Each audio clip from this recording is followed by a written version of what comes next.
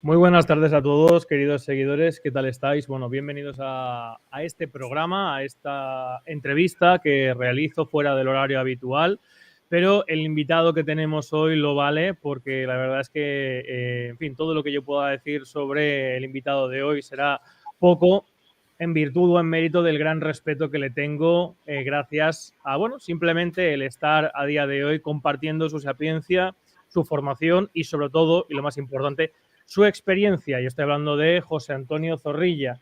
José Antonio, ¿cómo está usted? Pues estoy muy bien, Rubén, muchísimas gracias, muy cómodo. Y antes de nada, darte las gracias, primero por la labor divulgativa que estás teniendo, o divulgadora, no sé, que estás teniendo con un tema tan críptico en este país nuestro como es la estrategia, y haciéndolo además de una manera que merece la atención y el seguimiento de muchas personas, entre ellos muchos chiques, que se dice ahora, que son los que yo creo que va a ser la primera generación que pueda dotarse finalmente de un máster y de un grado en relaciones internacionales, porque como tú sabes, esto ha sido una cosa que no se ha podido estudiar en España. Mi generación, por ejemplo, bueno, no solo mi generación, mucho más. Así que muchísimas gracias, Rubén. Yo estoy dispuesto a contaros todo, hasta, puedo deciros, hasta mi número de zapatos, no hay ningún problema. Bueno, para la gente que no conozca a José Antonio Zorrilla, en las últimas semanas ha sido partícipe en diversas conferencias en las cuales pues ha sido muy descarnado y ha sido muy directo a la hora de explicar lo que de manera habitual contamos también en este canal, y es el análisis de las situaciones de las relaciones de poder, obviamente en clave internacional, ya que José Antonio Zorrilla fue diplomático y cónsul general de España en Milán, Shanghái y Moscú, fue embajador en Georgia y estados del Cáucaso, y bueno, pues es una persona que lleva breada en los asuntos diplomáticos desde hace décadas y como podéis entender, pues conocedor de primera mano de las tensas situaciones que ha vivido la zona en las últimas décadas, que son un poco el marco que vamos a poner en un principio para hablar de lo que estamos viendo hoy y de cómo esto va a condicionar a futuro a, bueno, pues a los países y a las comunidades que estos integran. Una cosa antes de empezar, José Antonio, usted es diplomático jubilado y ha hecho mucho hincapié en que esto es algo importante y relevante, ya que si no se diera esta circunstancia, usted no podría hablar actualmente con total libertad. Absolutamente. Yo, si no estuviera jubilado, vamos, yo estoy ahora de embajador en Georgia y digo esto y digo una semana. Por favor, estas son las reglas del juego. Yo no soy un revolucionario, sé cuáles son las reglas del juego. Me he decidido a hablar únicamente cuando he visto que el grado de ignorancia que me rodea es considerable. No me refiero a España, sino, o sea, en Occidente es muy considerable. Yo de esto tengo alguna idea y finalmente pues me han ofrecido hablar, y mentir no sé, y además creo que sería una gran falta por mi parte de ética el ocultar los datos que están costando la vida a miles de personas, ¿no? Esto necesitan ustedes oírselo a alguien que está breado y metido, como usted ha dicho, breado y metido ahí, y no debo de callar. O sea, al menos si me preguntan algo que yo sé, lo tengo que decir, pero como digo, lo digo dentro de un contexto de jubilación, porque dentro de una práctica profesional normal esto es imposible. Bueno, pues muchísimas gracias, José Antonio, por su valentía, desde luego. Y antes de empezar, ¿cómo ha vivido José Antonio Zorrilla, aprovechando su experiencia, el devenir de la política, lo que él entendía desde esa persona que bueno, desde 1946 anda por el mundo, se metió en la carrera diplomática? Porque es importante también, no estamos hablando con un ex político, estamos hablando con un ex diplomático, que es diferente, es una persona que entró en la carrera diplomática.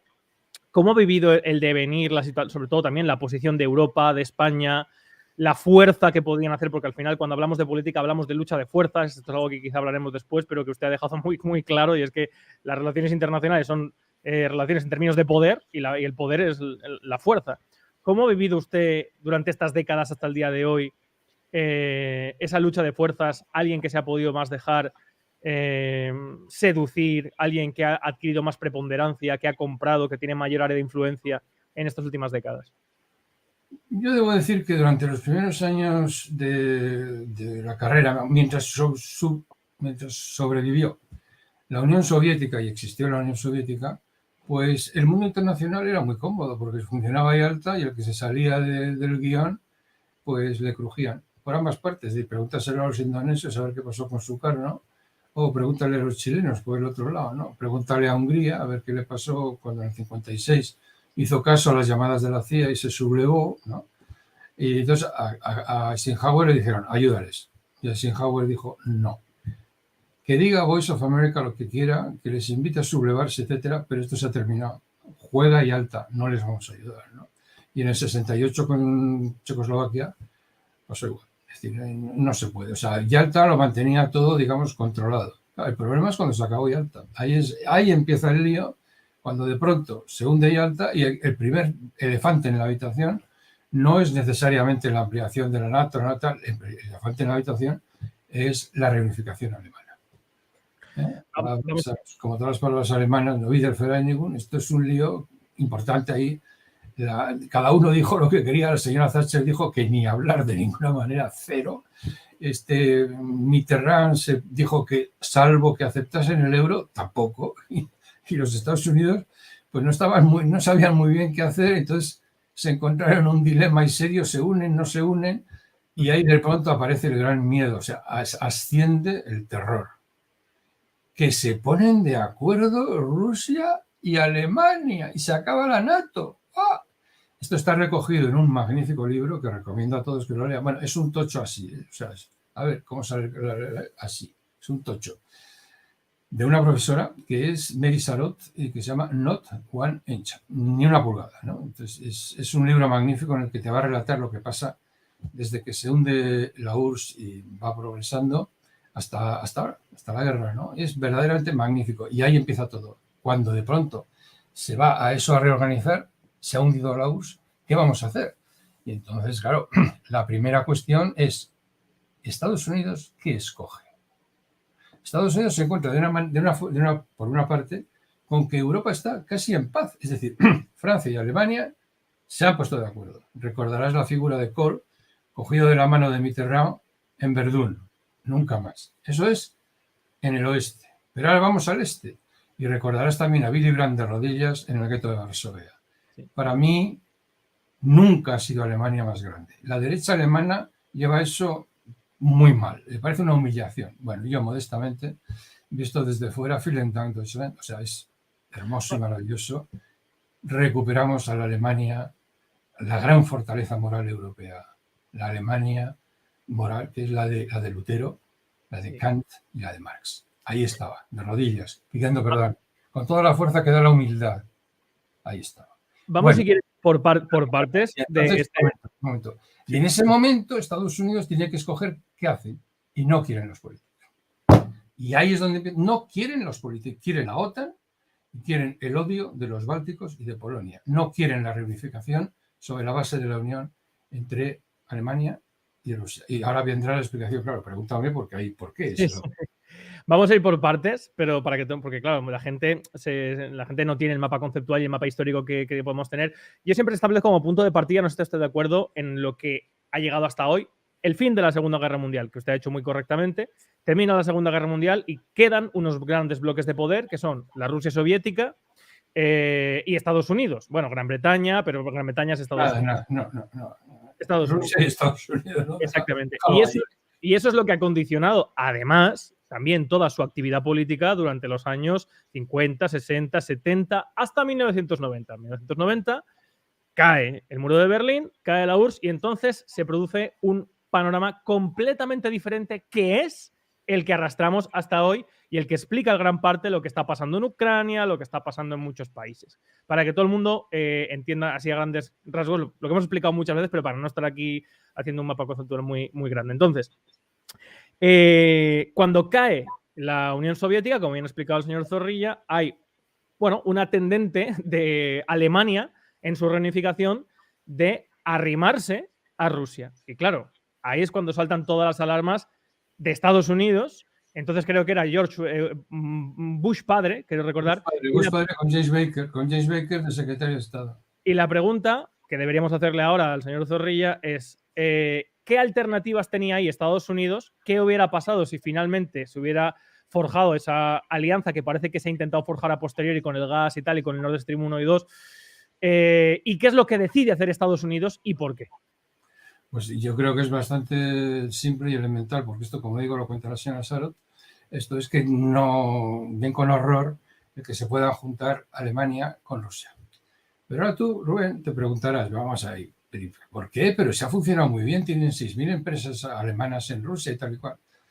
Y esto nos lleva a algo críptico, que es a un señor que en 1904 es el director de la London School of Economics, que se llama Sir Halford Mackinder, toma el rostrum, sube ahí a la Sociedad Geográfica Inglesa, que es lo más importante del mundo en aquel tiempo, y dice, no dice esto, pero bueno, lo pongo así en un plan divulgativo, dice, mira, eso de Inglaterra rule the waves, lleva las olas, manda en los mares y tal, son bobadas.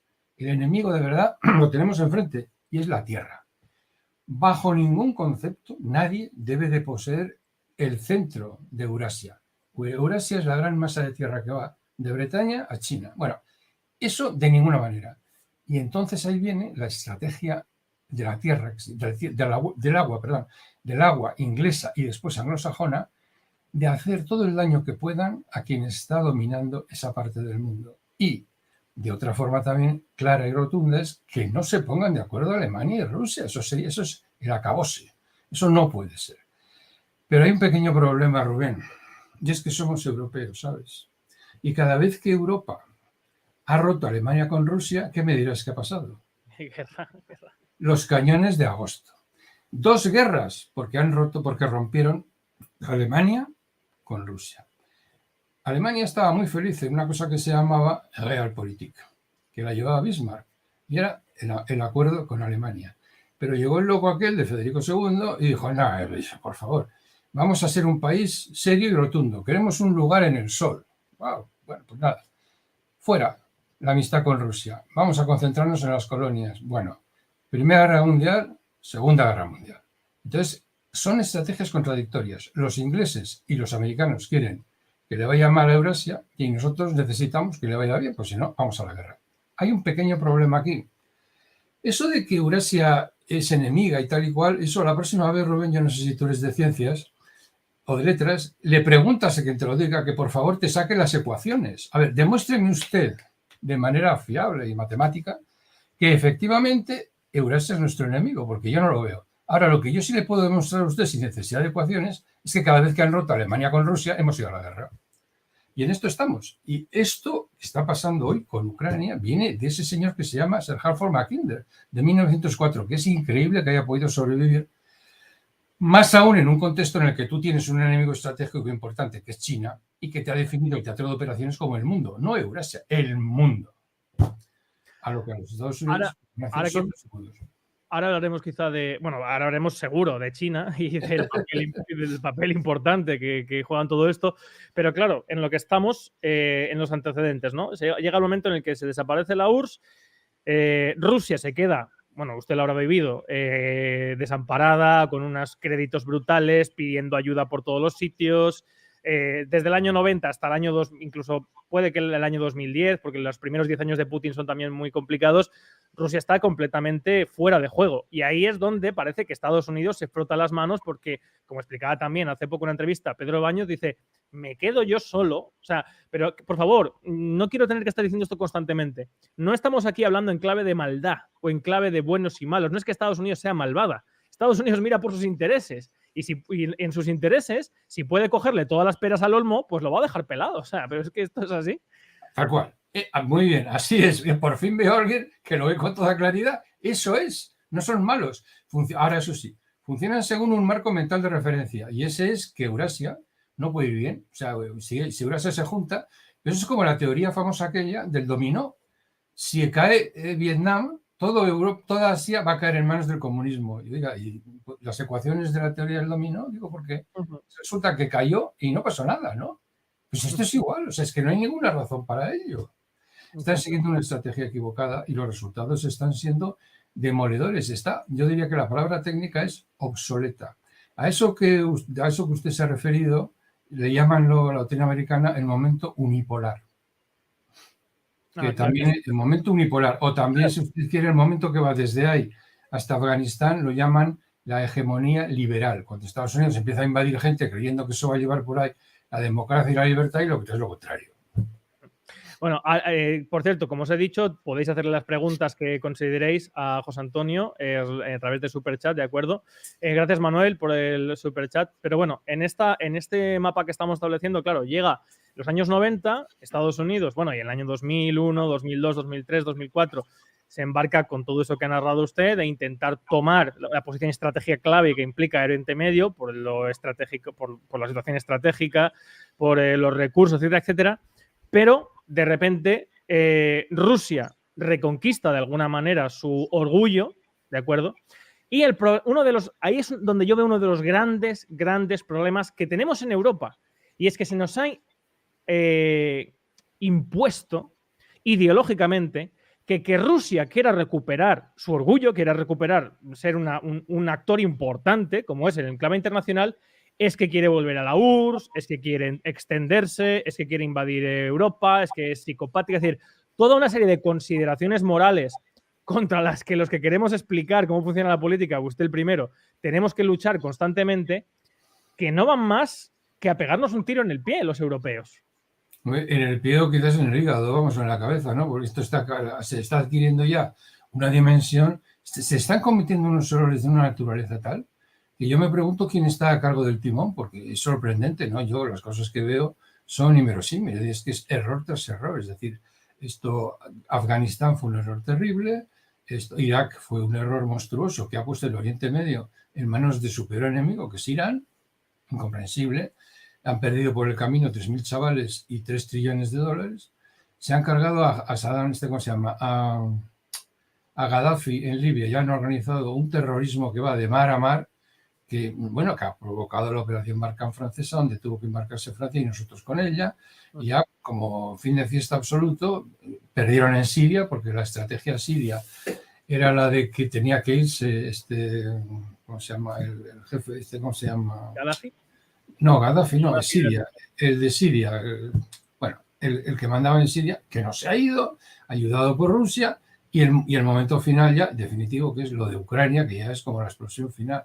Es sorprendente que no lo vean. Tengo dificultades. Porque esa es otra.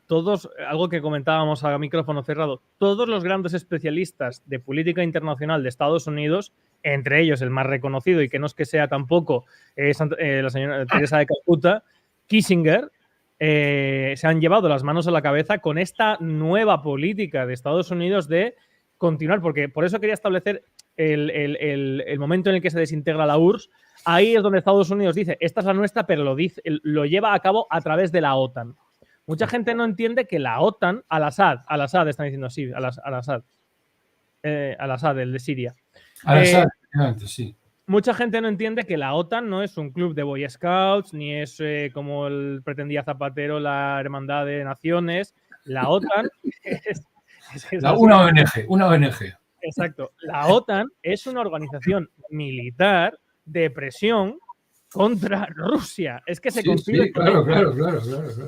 Sí. Y en ese sentido, extender la OTAN, aquí creo que usted puede explicar mejor que yo, yo para eso está aquí, los acuerdos a los que se llegan de no extender la OTAN, por qué se extiende la OTAN y por qué supone para Rusia una amenaza extender la OTAN, una amenaza real. Bueno, vamos a hablar ahora entonces para que se pueda esto ver así un poco de una manera, como se dice, que sea contextualizada, ¿no? Vamos a explicar que como tú muy bien defiendes, y que es lo normal, que estamos en política de grandes potencias y lo que funciona es el poder, que cuando una potencia muy importante dice quiero que mi frontera sea así, tiene que ser así. O corre el riesgo el que infringe el precepto de que se le caiga encima la ira de Dios. Vamos a dejarnos de este tema que nos lleva por el momento y vamos a concentrarnos en una cosa que se llama la doctrina Monroe. La doctrina Monroe está funcionando desde 1830 en el continente que ellos llaman el hemisferio occidental, es decir, nosotros le llamaríamos el continente americano, el que va del polo norte al polo sur. Ahí no se puede poner ninguna base extranjera. Y eso subsiste hoy porque el secretario de Estado, el portavoz del Ministerio de Asuntos Exteriores americano, que es el Departamento de Estado, ha dicho que si alguien pusiera, está perfectamente activa, lo tiene a Monroe, le han preguntado. Ha dicho Blinken. sí. No, Blinken es el secretario de Estado. El portavoz de la Secretaría de Estado ha dicho, si alguien pusiera una base militar en el continente, se enfrentaría a una respuesta inmediata y contundente. O sea, no hay juego. Bien.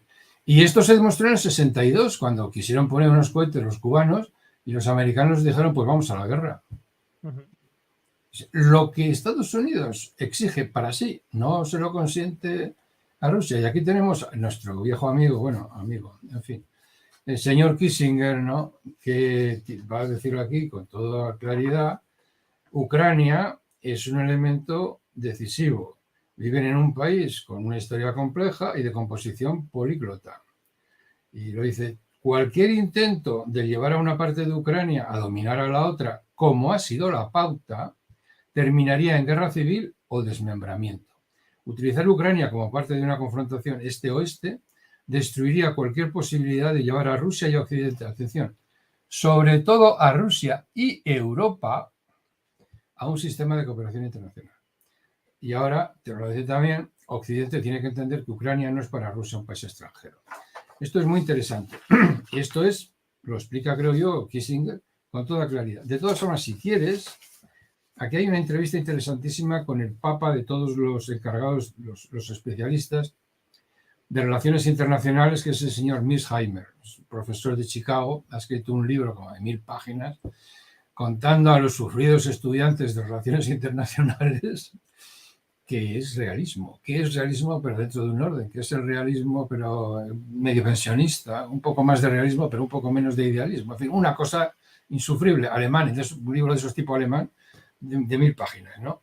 Y entonces le hacen una entrevista, y se la hacen el día 1 de marzo del 22, y dice, oiga, no le podemos decir a Ucrania lo que tiene que hacer, eso es imperialismo. Y dice, no es imperialismo, es la política de grandes poderes. Cuando eres un país como Ucrania y vives a la puerta de al lado de un gran poder como Rusia, tienes que tener mucha atención a lo que los rusos piensan, porque si tomas un palo y se lo metes por el ojo, te van a contestar. Los estados en el hemisferio occidental, o sea, en el hemisferio americano, entienden eso perfectamente en lo que se refiere a Estados Unidos. Y le dice el periodista, la doctrina Monroe, ¿no? Y le dice el otro, claro, ni un solo país del hemisferio occidental, a ningún solo país del hemisferio occidental le consentiríamos que invitase a un gran poder distante, lejano, que trajera fuerzas militares a ese país. Entonces, de hecho, eso fue lo que hicieron con Chile. Claro. No, lo hicieron con Cuba. Bueno, con Chile después. Pero sobre todo lo de Cuba es muy claro. Y además Cuba, Kennedy lo debatió con Eisenhower. Se ha conseguido la grabación de la conversación. Y el expresidente Eisenhower dice, por supuesto, John, a por ello con todo lo que tengas. Y ya años más tarde, Kennedy dijo, no, a mí me votaron para que yo defendiera la seguridad de los Estados Unidos. Si siguen poniendo cohetes, yo voy hasta el final. O sea, hay alguna gente que, sin embargo, establece cándidamente que no es una situación análoga a la actual a la cubana, porque en Cuba sí que había misiles nucleares y hoy no los hay en Ucrania. No, cuidado. No lo sé porque no ha dado tiempo, porque la OTAN se iba a extender. Bueno, esa es otra cosa. Vamos a ver, Rubén. Es que... Yo le hago un poco de abogado del diablo. Pero no, es que son muchas cosas. Vamos a ver. La OTAN son dos derivadas. El artículo 5, bueno, son más, pero bueno. El artículo 5 y luego la presencia de bases militares y fuerzas nucleares que no necesariamente tienen que seguir por ahí. Por ejemplo, España no tiene ni bases militares ni fuerzas nucleares. No las tiene Francia. Pero lo más interesante de todo es que Groenlandia, Noruega y Dinamarca entraron en el 49 sin bases nucleares y sin fuerzas extranjeras. Pero Ucrania no, Ucrania iba por todas. Y Rusia les dijo en algún momento, no hablando de Ucrania, sino de los países esos del este que iban entrando, bueno, pues que entren como entró Noruega, ¿no? Que entren sin bases militares y sin fuerza nuclear. Y dijo Estados Unidos, no, con todo. Ahora, que Stoltenberg, que es noruego, que su país está en la OTAN sin armas militares ni nucleares, vaya diciendo por ahí que Ucrania tiene derecho a poner todo lo que quiera en su territorio cuando está pegando con Rusia, no es que no, eso es una de las cosas que no puedo entender. Se cree que no vemos el argumento, no sabemos lo que son las bases militares en Noruega y no sabemos lo que es la NATO, sabemos perfectamente. Un homenaje a Finlandia. Han entrado y se va a aplicar cuando entren el artículo 5, pero no va a haber ni bases militares ni cohetes. Y ahora viene la pregunta, Rubén. ¿Qué ha dicho Putin? ¿Les va a mandar una lluvia de fuego? No. Ha dicho, si no hay bases nucleares y si no hay bases extranjeras, me da igual. Claro. Sí, porque Finlandia desde luego no supone lo que supone económicamente, porque es que Ucrania es el 10% prácticamente de la economía rusa. De hecho, a día de hoy sigue siendo el principal importador-exportador. Una cosa importante sobre el tema de la OTAN también, que la gente desconoce, y es que cuando se amplía la OTAN a todos estos países, que en principio, según parece, no debería haberse ampliado, y Rusia, digamos, manifiesta su malestar, es el presidente de Estados Unidos, Bush padre, el que dice, bueno, no tienen nada que decir, ¿no? Nosotros hemos prevalecido, es decir, nosotros hemos ganado y por lo tanto está confirmando que esto es una cuestión de fuerza. Es decir, que aquí no cambia. Claro, eso es evidente, por Dios, Rubén. Esto... Ya lo sé, don Antonio, pero tengo en cuenta que tengo que explicar para todo el mundo. We prevailed, es lo que dijo, que se calle, no tiene nada que decir. We prevailed. Exactamente. Y en esta misma línea llegamos a Ucrania, la importancia de Ucrania y por qué Estados Unidos toma la decisión en 2014 con el Euromaidán, que todavía no ha salido a la luz, quién disparó, desde dónde, a quién. En fin, yo lo he explicado muchas veces, no vamos aquí vamos a aprovechar a nuestro invitado. ¿Por qué en 2014, un año después de que se cerrara el primer Nord Stream, está el golpe de Estado contra Yukanovic, no me sale el nombre ahora. Yanukovych. Y ahora hace nada, pues el segundo forzamiento a algo que todo, o sea, yo en enero dije al 90% va a haber invasión, porque si Rusia está diciendo, oiga, ¿están seguros de que quieren meter a Ucrania en la OTAN? Vamos a negociar una alternativa. Y Estados Unidos dice, no hay alternativa. Y toda la gente que ha leído a la Rand Corporation, a Kissinger, a William J. Barnes, actual director de la CIA, sabe que como, o sea, los estadounidenses sabían que como eso, como pusieran esta tesitura, iba a haber invasión. ¿Por qué Estados Unidos ahora ha decidido, en 2014 y ahora, dar ese paso tan peligroso? ¿Puede que sea por China? No. Esto, volvemos otra vez al señor Mackinder. Ellos funcionan según un marco de pensamiento y ese marco de pensamiento es que le tiene que ir mal a Eurasia. O sea, no puede ser que Eurasia esté en manos de un único poder muy fuerte. Ahora tenemos que hablar de un estratega que es menos conocido que Mackinder, que es la segunda generación de estrategas americanos que se llama Spikeman. Y Spikeman es muy sincero, tiene una gran virtud, ¿no? Es que es muy sincero. Dice, a mí me da igual que el espacio que va desde el mar Báltico hasta los Urales lo tenga la Alemania nazi y lo tengan los comunistas. El problema es la posesión de la tierra. Ese es el lío.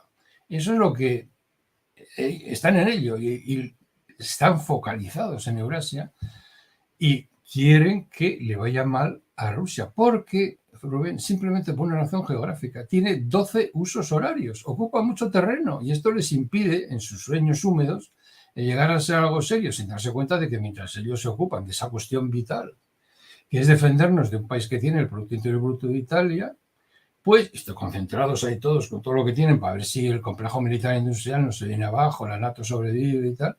Los chinos duplican su comercio exterior con América Latina, duplican su comercio exterior con África y duplican o triplican su comercio exterior con el sudeste asiático, de tal manera que pues yo he estado viendo las cifras de África y me he quedado sorprendido. Los Estados Unidos han pasado de 145.000 millones de turnover en el año 2009 a 45.000. O sea, imagínate qué caída, ¿no? O sea, un tercio. Mientras que los chinos solo están ya por los 120 o 120.000. Pero es que resulta, o sea, más del doble que Estados Unidos, pero es que resulta que en los pasados 7 meses han duplicado. O sea, es brutal, es que no se entiende. Yo, por favor, los que se concentren que se concentren en lo que se tiene que concentrar. O sea, Israel no está en peligro de muerte, nosotros no estamos en peligro de que nos invada Rusia y nos lleva por ahí.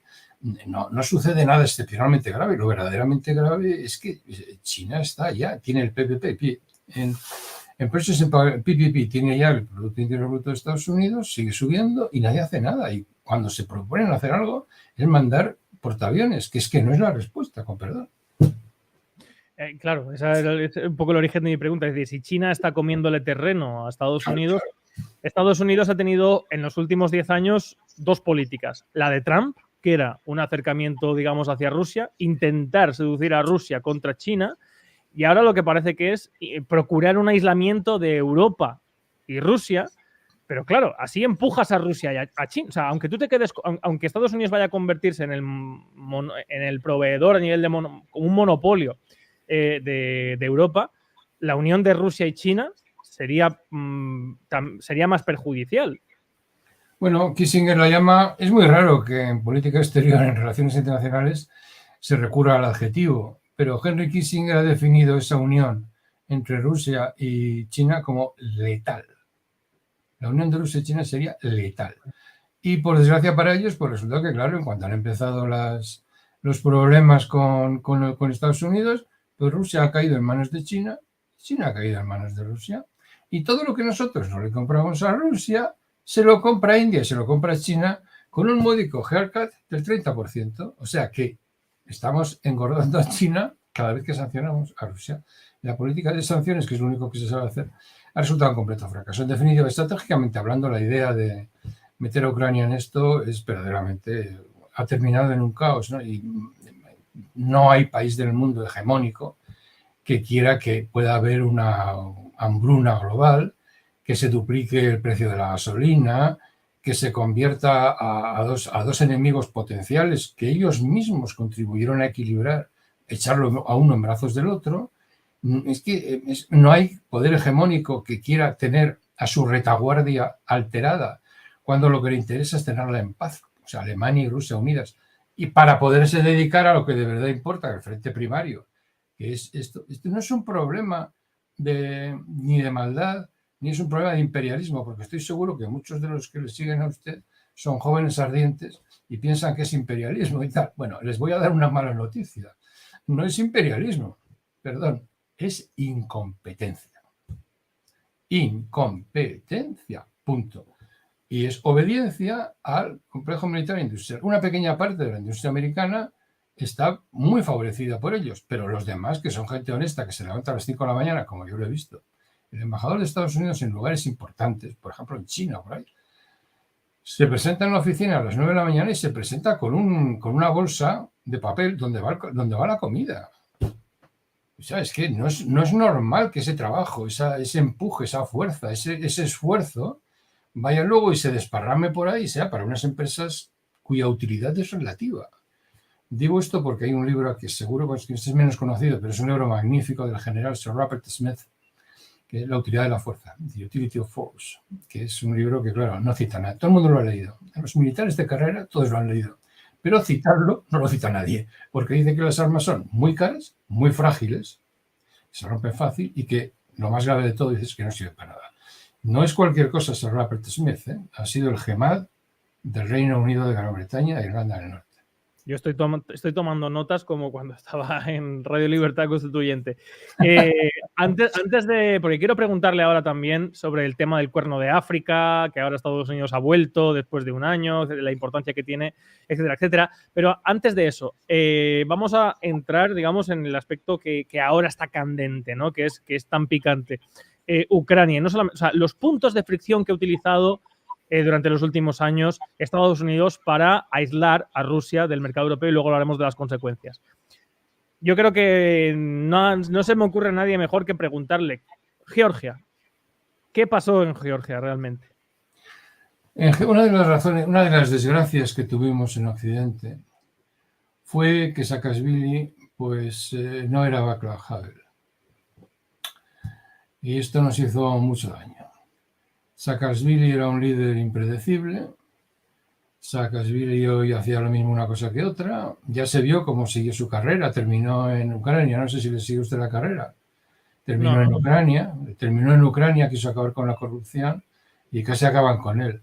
Ahora ha vuelto a Georgia por segunda vez y la ha metido en la cárcel, ¿no? Es una persona desequilibrada y que ha hecho pues mucho daño a su país. Organizó una revolución de colores, lo cual viene a ser una manera educada de decir que montó un golpe de Estado, se hizo con el control del país, arregló muchas cosas, porque por ejemplo es que claro, los problemas que tenía Ucrania era que tú dabas al grifo y no salía agua. Y entonces llegó él y consiguió ese milagro de que saliera agua, que la policía funcionase. O sea, fue un gran creador de lo que pudiéramos llamar el Estado mínimamente funcionante, ¿no? Pero por desgracia, en el orden político, pues se le ocurrió, como había reconquistado el estado de caos en el que se encontraba ese país tan pequeño y tan bonito, después de la caída de la URSS, pues era lamentable. Y entonces tenía una parte del país que estaba ocupada por un señor de la guerra, y se llamaba Azaria, que es donde está el puerto de Batumi, que es el puerto más importante de Georgia, ¿no? Y él la reconquistó.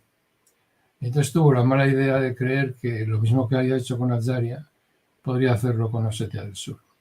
Y le salió al paso Rusia. Porque usted, perdone, usted estaba allí entonces, como embajador o como cónsul. No, embajador.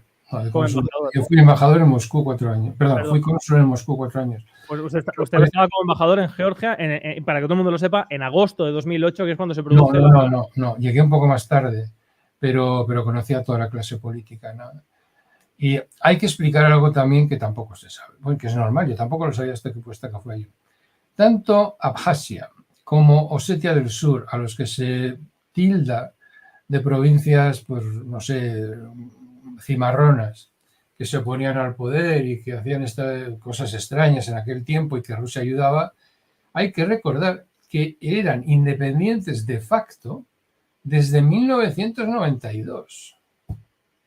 O sea, que es, digamos, el Pleistoceno, porque Europa no tuvo política exterior común, de política, digamos, militar y común, hasta el acuerdo de Saint-Malo, que es del 98.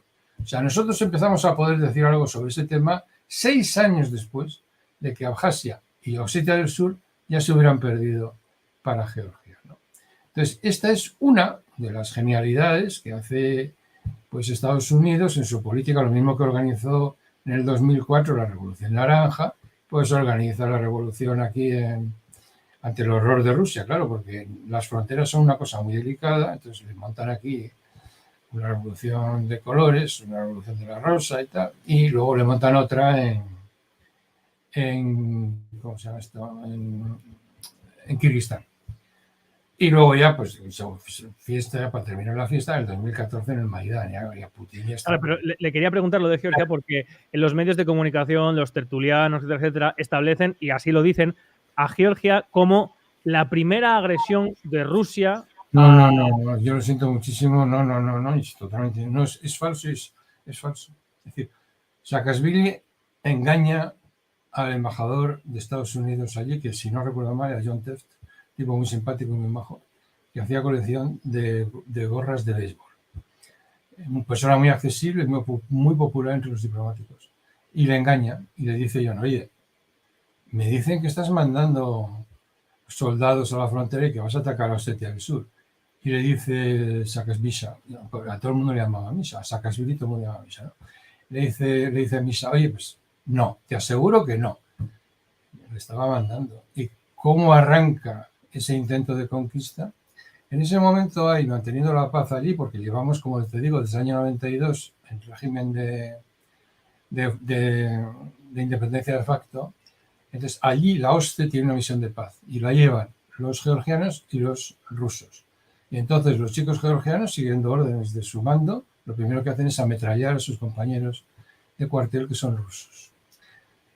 A Rusia esto no le cae muy bien y desembarca allí con todo lo que tiene y les corre el pelo.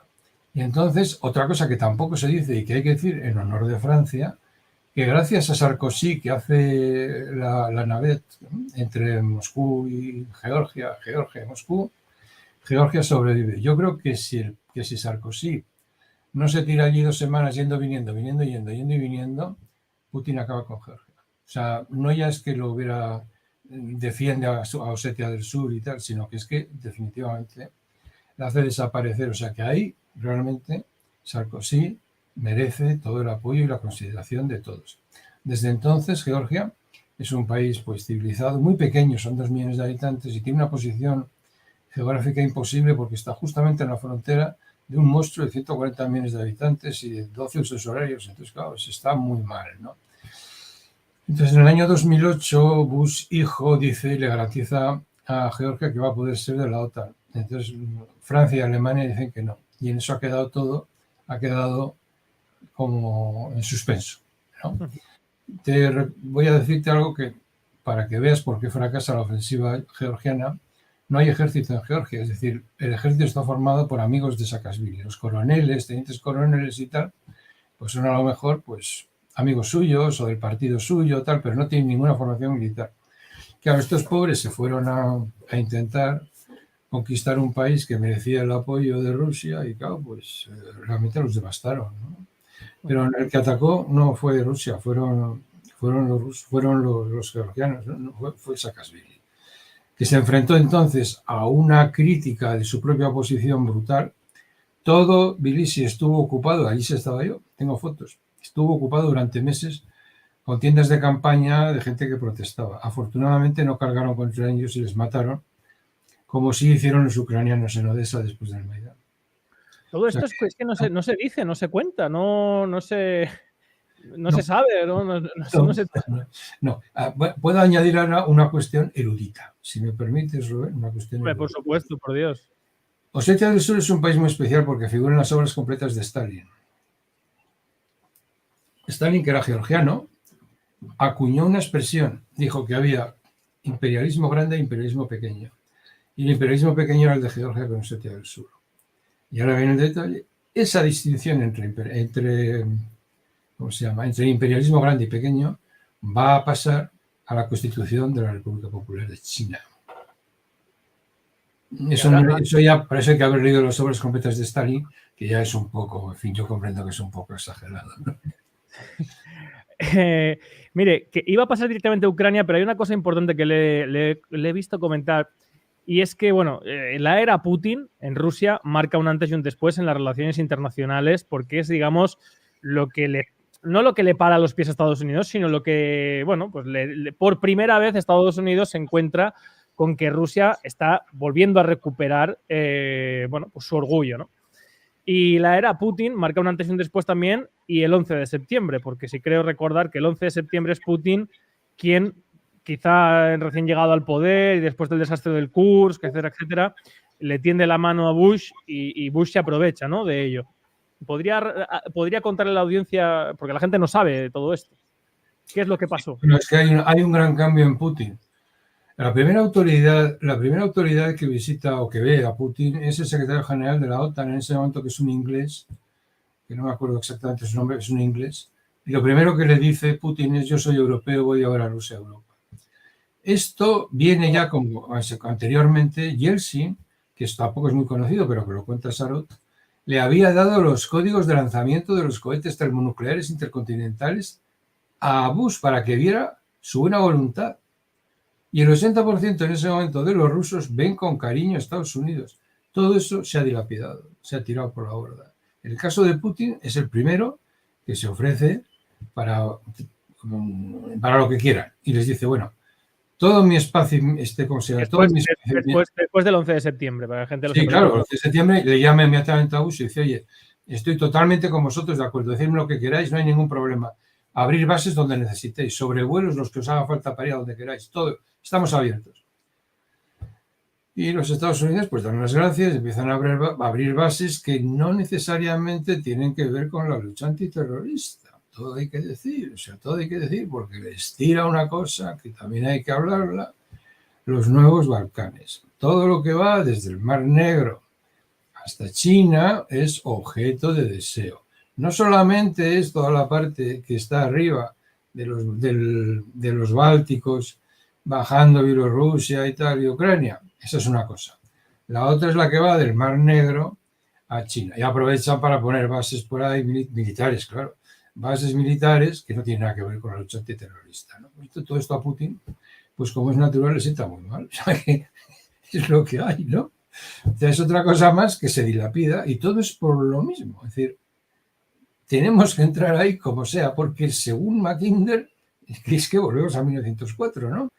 El obstáculo principal para el ejercicio de la hegemonía de Estados Unidos es Eurasia. Esto es difícil de creer, pero en eso estamos, es decir, es que es lo que hay, ¿no? Hasta tal punto que en el año 2000, bueno, yo lo saqué en el programa de Horizonte, aunque no tenía tiempo para hablar de ello, pero en el año 2000 Putin pide formalmente el ingreso de Rusia a la OTAN y la OTAN le contesta con un informe que, bueno, obviamente, si quieres lo puedo resumir, pero que es, Rusia tiene que tirar todos, o sea, quitar todos sus misiles nucleares, por lo tanto, toda su fuerza disuasoria en el equilibrio de poder con Estados Unidos, tiene que dotar de independencia a cada una de las regiones, o sea, Rusia tiene que destruirse como nación, y además dicen que es que hay peligro porque eso quizá no le gustaría mucho a China, que Rusia entra en la OTAN, es decir, una serie de razones completamente... Bueno, muchas gracias por haberlo dicho, Rubén. Brzezinski, en un artículo que publica por ahí, dice que Rusia, en vez de una Rusia, sería mejor 3 Rusias. Una Rusia que llega hasta los Urales, que sería la Rusia europea, la Rusia asiática, que llegaría hasta Mongolia, y la Rusia del Pacífico, que sería la que llegaría hasta China. O sea, claramente un proceso de desmembramiento del país. Esto nos devuelve, bueno, hablamos de estrategia, bueno, pues vamos a hablar de estrategia, de otra cosa que vamos a aprovechar el rincón oscuro, que no se conoce demasiado. Vamos a explicar una cosa que aparentemente es técnica, ¿no? Que es la relación entre poder y territorio. Siempre el territorio ha sido vital porque, claro, tú coges La Rioja, que tiene mucho vino, mucho trigo, mucha cebada, y entonces te lo quedas y eres más fuerte. Entonces, eso termina con la Primera Guerra Mundial con Estados Unidos. Estados Unidos, por primera vez en la historia, llega al poder un país con inmensa acumulación de capital, pero sin ningún interés por el territorio. Él lo que quiere es que el territorio del mundo no tenga ningún tipo de aduanas, de fronteras, ni de nada, para que ellos puedan invertir. Y entonces, eso es lo que lleva adelante un señor que se llama, poco conocido, porque es un genio, que se llama Bowman, B-O-W-M-A-N. Bowman, entonces, es el que teoriza todo eso, es el geógrafo de Wilson. Y claro, ¿cuáles son los problemas que se le plantean a Estados Unidos? Pues en lo institucional, el Imperio Británico. Ahí no puedes entrar. Y en lo geográfico, Rusia. Y están en eso. Y entonces cuando en el 90 ven que se ha hundido la URSS, ¡ah! Ya está, se ha hundido la URSS, ya, el mundo es nuestro. Y claro, las consecuencias, pues... Las consecuencias, bueno, las estamos pagando todos, porque claro, yo estoy pagando ahora por el depósito de gasolina el doble de lo que pagaba. Afortunadamente no tengo ningún hijo en la guerra muriéndose, como los pobres ucranianos, ¿no? Pero ahora vamos a eso. Alberto Iturralde, muchas gracias por esa generosísima donación. Dice un fuerte abrazo desde Bocho. Gracias, Rubén, por traer a José Antonio Zorrilla, bilbaíno ilustre. Pues hay un paisano suyo. Sí, soy del Bocho, sí, de verdad. Es que, verás, ya sabes que ser de Bilbao no tiene mucha importancia, ¿no? Porque cualquiera, los de Bilbao pueden nacer en cualquier sitio. Pero es que yo pertenezco al subconjunto de bilbaínos que han nacido en Bilbao y son hijos y nietos de bilbaínos. Entonces ya la cosa cambia un poco, ¿no? Ya. Cambia un poco. O sea, estoy socializado en esa cosa. Y Antonio Ramírez ha puesto un comentario bastante gracioso que dice: con lo que sabe el señor Zorrilla, oír el discurso de manipulación de medios tiene que ser insoportable. Yo dudo que el señor Zorrilla vea la televisión por salud o que se lo permitan, pero no debería. El otro día me sorprendió mucho. Yo, a pesar de todo, pues creo mucho en algunos medios de comunicación, sobre todo creo en el mundo inglés relativamente. Y otro día la BBC me dejó planchado. Llegó el 9 de mayo, recordaron la Segunda Guerra Mundial, la reina pone una amapola en el cenotafio, el príncipe de no sé qué visita no sé qué, y esas cosas inglesas, ¿no? Y no está Rusia. No mencionaron a la Unión Soviética, 20 millones de muertos. No se mencionó. Claro, esto, pues yo, no solo miente el que no dice lo que pasó, perdón, no solo miente el que dice lo contrario, miente también el que sabiendo lo que pasó no lo cuenta. Por Dios, esto lo dijo Cicerón hace tiempo. Sí, sí. No antes de que nacieras tú, que eres un crío. Totalmente. Nació antes de que yo, que soy un vejestorio. Ya lo dijo Cicerón, me enseñaron en el colegio. Qué vergüenza la BBC ocultando el país. El 70% de los activos de la Wehrmacht estaban en el frente del este, por Dios. Qué vergüenza. Pues sí, y ahora vamos a eso, vamos a Ucrania. Bueno, como veníamos diciendo, Putin marca una nueva era para Rusia, en la cual parece que Estados Unidos pues empieza a ver con cierto peligro que Putin quiere recuperar, como bien ha dicho usted, el legado que empezó con Pedro el Grande, de la Rusia volcada hacia Europa, hacia Occidente, etcétera, etcétera. Y ahí es donde saltan todas las armas por parte de Estados Unidos. Y tenemos pues el episodio de Georgia, y el fundamental, donde empieza ya todo lo que ha cristalizado hoy. En 2014, el Euromaidán y ahora la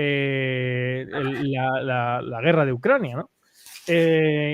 Ahora, para no hacer muy largo este apartado, usted, el Euromaidán, ¿qué tesis tiene sobre él? ¿Por qué considera que en el 2014 se realiza esa operación de fuerza que iba a llevar aparejada la fractura, como ya la llevó, la fractura de Ucrania? Y sobre todo hay algo muy importante que me gustaría preguntarle, yo he tratado muchas veces esto en el canal, y es que la gente desconoce que el Donbass, Lugansk y Donetsk, piden a Putin la anexión, piden el reconocimiento y piden ser anexionados en Rusia. Y Putin se niega a esto. Claro, eso destruye todo el discurso de que Putin quiere ser un imperialista y etcétera. Claro, Putin se niega a ello. Entonces, todo eso me gustaría conocer su visión al respecto de qué es lo que pasó. Bueno, vamos a empezar por el principio. Te traigo aquí, no sé si se verá o no se verá. ¿Se ve o no se ve? ¿Dónde lo tengo que poner? A ver. No se ve. Hacia arriba un poco más. Pero si lo puedo buscar, no se ve. Bueno, vamos a ver. Esto es la transcripción de la conversación entre el embajador de Estados Unidos en Ucrania y la señora Nuland, vicesecretaria de Asuntos Exteriores. Esta es la transcripción escrita de la conversación en la BBC Com News World Europe número 260-79957. Lo pueden buscar en internet. Y aquí está la conversación original, que ya no está transcrita, sino que está en YouTube grabada, 4 minutos, y están discutiendo cómo va a ser el gobierno que ellos van a montar cuando Yanukovych, legítimamente elegido como presidente, y a quien solo le quedan 4 meses de mandato, a quienes van a poner ellos de jefes de la banda. Entonces, que no cabe ninguna duda de lo que ha sido el Maidán. Pero el Maidán hay que explicarlo desde un punto de vista filosófico, como lo hace muy bien Kissinger, con perdón. Ya sé que es el que dio el golpe de Estado de Santiago, pero bueno, hay que explicarlo. Ucrania es un país plural y abierto. El occidente, sobre todo polaco y católico, aunque tengan liturgia ortodoxa, pero el este es ruso. Entonces, el Maidán lo que hace es poner a Ucrania en manos de los más pro-ucranianos y más antirrusos. Y claro, el resultado de esto es que el país pues salta por los aires, es lo que dice Kissinger. No puede ser, o sea, el Maidán no puede contener a toda Ucrania. Y entonces los más prorrusos, que son los de la parte este del país, se sublevan. ¿Qué hacen los del Maidán? Iniciar una guerra civil. De hecho, es que tampoco se sabe mucho. Desde febrero del 14 hasta hoy, tanto el Donbass como Lugansk, o sea, la República del Donbass, pues están en guerra civil con Kiev. Ha habido 14.000 muertos. Y si hay alguna duda al respecto, la Organización de Seguridad y Cooperación Europea, la OSCE, que es lo poco que queda de la seguridad inclusiva que defendían los alemanes en su día, pues tiene un apartado que es qué está pasando en el Donbass, y ahí está todo explicado. Tiene una sección de derechos humanos y explica pues la desgracia que es una guerra civil. A veces los cohetes de los del Donbass dan en una escuela de niños de los ucranianos del Maidán, pero a veces los del Maidán dan en una escuela de niños de los que están dentro del Donbass. Pero es que esto también es como no ser malo, es que es una guerra civil. Sabemos bien lo que es esto, es una guerra civil, esto es una desgracia, en fin. De lo que está hablando el señor Zorrilla ahora lo podéis buscar todos en YouTube. Es una transcripción de la conversación entre Karen Nuland, que es la asistenta... Victoria. Victoria Nuland, y el entonces embajador, en el que, bueno, dice la famosa frase esta señora de fuck Europe, ¿no? Que se joda Europa. Y que es la prueba de que es Estados Unidos quien está detrás del Euromaidán de 2014. Claro, es obvio. Y además ahí pasan cosas muy graves. Es verdad que son las consecuencias de hacer algo que no se debe. Es decir, es un país plural, múltiple, que tiene un equilibrio que es como las olas del mar, va, viene, unos hablan ruso, los otros hablan ucraniano, tal y cual. Y entonces llega uno y dice, no, todos ucranianos. Y además Poroshenko hace un discurso salvaje. Para nosotros van a ser las escuelas, las guarderías, los trabajos. Para ellos les va a quedar la calle y la intemperie. Está hablando de sus súbditos, de sus ciudadanos. Claro, se sublevan en Odessa, en Donbass. Lo de Odessa tiene menos fuerza porque matan a los 46 que se sublevan, los queman vivos. Ya. Pero lo del Donbass ya les va a salir la criada respondona, porque empiezan a matar gente, los otros a matar y 14.000 muertos. Y se odian.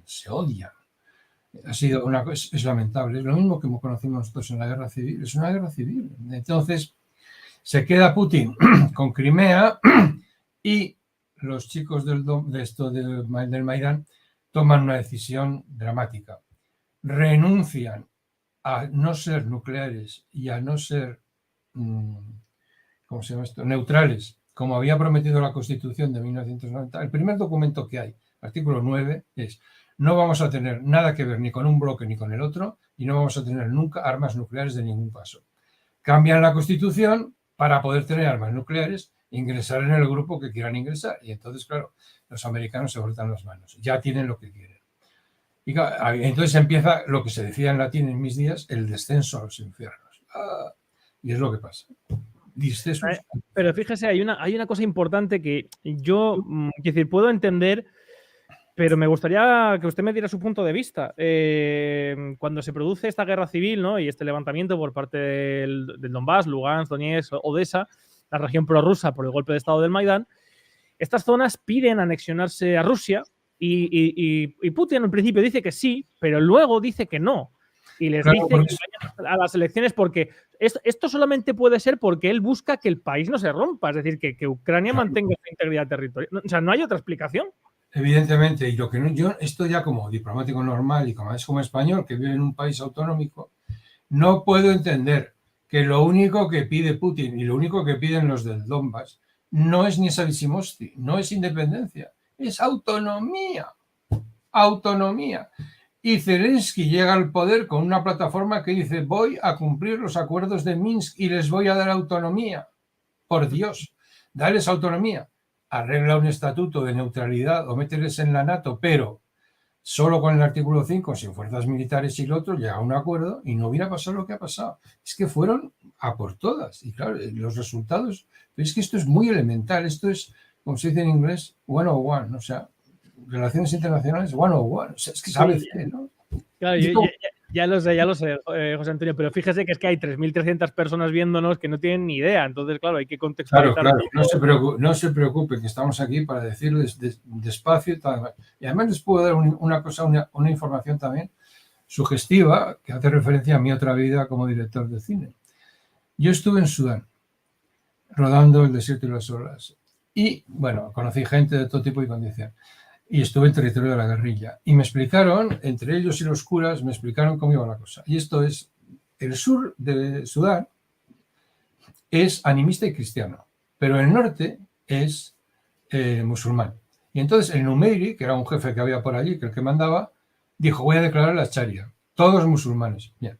La Iglesia Católica se presentó en Sudán, la conferencia episcopal, y le dijo: mire usted, no va a conseguir usted lo que quiere, va a romper el país en dos, va a haber una guerra civil y usted va a perder el poder. Oye, Rubén, santas palabras. Pues eso mismo es lo que les ha pasado a los ucranianos. Es un país que se mueve en el equilibrio gaseoso, ¿no? Es ni una cosa ni otra, no sé, como te digo, tolerancia y libertad. Da igual lo que hables, quién eres y tal, ¿no? Lo rompes y dices: aquí hay que ser únicamente ucraniano, se te rompe el país. Es que es como lo que pasó en Lo que pasó en los Balcanes. Todos tenéis que ser serbios. Ah, sí, bueno, pues yo soy esloveno, pues yo soy montenegrino, pues yo soy bosnio, soy musulmán, y se rompe todo.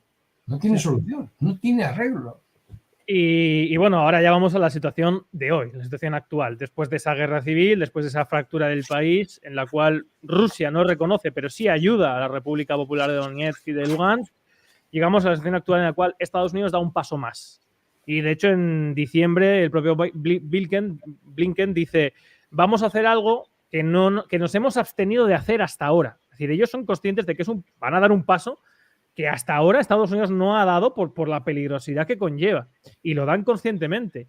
Y es proponer a Ucrania en la entrada en la OTAN. Hay mucha gente que dice que Ucrania no hubiera entrado nunca en la OTAN por los criterios, por lo que tal, que realmente era un farol y que era la excusa que ha tenido Rusia. Pero claro, la gente no entiende lo que implica, por ejemplo, la disputa con Ucrania de Crimea.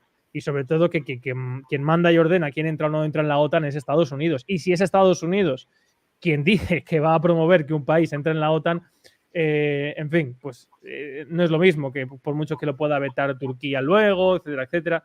En fin, ¿cómo ve usted, por qué considera usted que se ha dado este paso actual tan peligroso, que está coqueteando con una tercera guerra mundial, pero de manera tangible y real, como no se había conocido desde los años 60?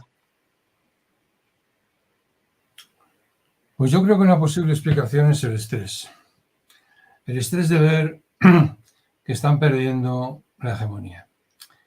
Tienen a China en puertas y no saben cómo contener a China. Le mandan cohetes, le mandan portaaviones, pero claro, lo cierto es que los inventos que tiene China dan miedo porque dicen que me están preparando un avión con el cual vas a poder llegar desde cualquier punto de la Tierra a Pekín en 1 hora y además va a ser sostenible porque no va a funcionar con combustible. Esto no se arregla mandando carros de combate y tal, pero es que ellos no saben cómo hacerlo de otra manera. Y esto genera estrés porque China sigue ascendiendo. Entonces ahora se han metido en este lío y les ha salido mal. Es decir, se han juntado China con Rusia y Rusia con China, no van a romper. India, vieja amiga de Rusia desde los tiempos de Bandung, del movimiento de los no alineados, también se apunta a la alianza con China, aunque sean enemigos estratégicos, los dos son amigos de Rusia. Han ido por ahí a intentar que el mundo le condene a Rusia porque es muy mala, porque está invadiendo, y se ha encontrado con que, aparte de los sospechosos habituales, que son Estados Unidos, Canadá y nosotros, todo el mundo, de hecho, la diga, o sea, no vamos a condenar a... Déjanos en paz, son juegos de poder de vosotros, no vamos a condenar a nadie. Están desesperados, no saben qué hacer. Entonces, Mix, el senador demócrata, congresista demócrata Mix, ha hecho una ley, ha pasado el Acta Mix para controlar o intentar controlar lo que Rusia está haciendo en África. Ese es otro efecto colateral. Es que si Rusia se pone de verdad a ser un rogue state, o sea, un estado malo, tipo pirata y tal, el daño que nos puede hacer en todas partes, pero sobre todo en África es brutal, porque brutal. O sea, yo esto creo que de verdad ha sido y lo explico por el estrés. No lo veo de otra manera. Y además que estaban ya metidos mucho en el asunto como para perder la cara y dar marcha atrás. Esto por razones de política interna, con Trump a las puertas, es decir, bueno, pues que no entre y tal y nos aguantamos. Esto hubiera podido ser para los Estados Unidos internamente demoledor, porque los Estados Unidos tienen otro problema que es interno. Bueno, es que en enero del 2020 Donald Trump intentó un golpe de Estado. Este es el nivel de la crisis. No es una cosa tonta. Es que Juliette Taylor Greene, que es una señora que es republicana y que se sienta en el Congreso, dijo que los progres tenían una gazpacho police, una police gazpacho. Y claro, todo el mundo se asustó. Una gazpacho police, ¿qué está usted diciendo? Quería decir Gestapo. Este es el nivel. Estos son los que nos dicen a nosotros lo que tenemos que hacer, a nosotros, la vieja Europa, sagrada hija de los dioses. Pero esto esa es la gran pregunta que me hacen siempre en todos los directos. Yo no paro de decir, claro, aquí no sé si estará usted de acuerdo conmigo, que quien pierde de verdad en todo esto es Europa. Claro, y, claro, claro. y dentro de Europa es España. Claro, la gran pregunta que se hace mucha gente es, bueno, ¿y por qué Europa consiente esto? O sea, Ah, ¿por qué? bueno, claro, no tenemos más remedio. Ya lo dijo Spikeman también, que no tengo muy listo. Dijo Spikeman, si nosotros podemos mandar a los países de América Latina es porque nosotros somos uno y ellos son 25. O sea, eso es todo, ¿no? No tiene ningún secreto. Spikeman es un tío muy, muy honesto, o sea, muy honesto, ¿no? Y en este sentido, por ejemplo, bueno, no le quería preguntar por esto, pero el tema del Sáhara. Sí. ¿Cómo es que España, o sea, usted cree que todo esto ha tenido que ver? Porque claro, ahora sí que vemos, la última pregunta, el último bloque que quería abordar con usted es a futuro, ¿no? ¿Cómo va todo esto? Y los nuevos movimientos que están marcando esos puntos clave, por ejemplo, como le iba a decir, la vuelta al Cuerno de África por parte de Estados Unidos, ¿no? La vuelta a Somalia, que es un país que desde que se descolonizó está completamente en la ruina, es uno de los países más pobres del mundo. Y sin embargo, Estados Unidos ahora considera que es un valor estratégico clave, obviamente porque da el control hacia Suez y es la principal ruta hacia Europa, ¿no? Por lo tanto, China también tiene una base muy cerca. ¿Usted cree que se están buscando posiciones estratégicas para que Estados Unidos haga una operación de fuerza que digamos, tenga en sus manos, que cualquiera que quiera vender un chicle en Europa tenga que pasar por los puntos clave de Estados Unidos? Ya lo tiene, a nosotros ya nos tiene. Nosotros mientras estemos divididos en 20 y tantos países o 17, no sé cuánto, ya da igual. Pues nos tienen en el bote, ¿no? No tenemos ninguna posibilidad. La solución a esto sería poner en común nuestros activos estratégicos, pero hay mucha gente que considera que eso es una barbaridad y que es contrario a nuestros intereses. Bueno, pues si es así, pues no cabe la menor duda de que tendremos que pasarnos la vida haciendo lo que dice un país que no solo es que esté en una grave crisis, sino que es que la verdad va peor, es decir, no solo no se arregla, sino que no resuelve sus problemas internos. Ya lo has visto, por ejemplo, en el caso del tiroteo que ha habido, que han matado niños, y los republicanos han dicho que la manera de enfrentarse a ese problema es armar a los maestros. En una crisis de excepcional gravedad. Y nosotros no hacemos más que, ¿qué vamos a hacer? Pues obedecerles. La única solución, como digo, sería el planteamiento de la unidad política europea. Pero yo esto lo veo en globo, pero mi próximo trabajo, espero yo, se lo voy a proponer a una fundación europea muy fuerte y se va a llamar Rede an die Deutsche Bürger. El gobierno digamos, hace muchos años, Alemania la invadió Francia, la República Francesa, ¿no? Uh-huh. Y entonces, claro, no se podían defender porque eran, yo qué sé, 200 estados distintos y tal, ¿no?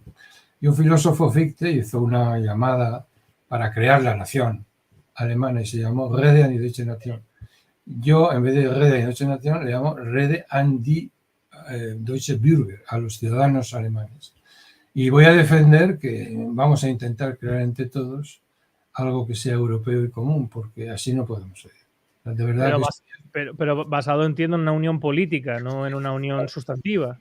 Pero verás, Rubén, es que como yo he estudiado, tuve la suerte de tener un excelente profesor de Derecho Administrativo, que fue el profesor García de Enterría. Distingo entre una cosa y otra. Es decir, las competencias del Estado no son el Estado. Es decir, vamos a ver, somos los portugueses y nosotros los que más pescado comemos del mundo, ¿no? Bueno, de Europa. Bueno, pero la pesca está en manos de Bruselas y no pasa nada, digo yo, ¿no? Claro.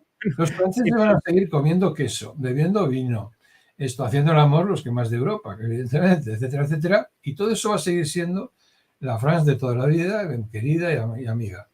Pero decidir quién es tu amigo y quién es tu enemigo, lo pones en común eso con Alemania y con nosotros, y no creo que eso haga que los franceses dejen de comer queso o dejar de hablar francés, vamos, digo yo, no sé. Son las competencias del Estado, que no es la nación. La nación es otra cosa.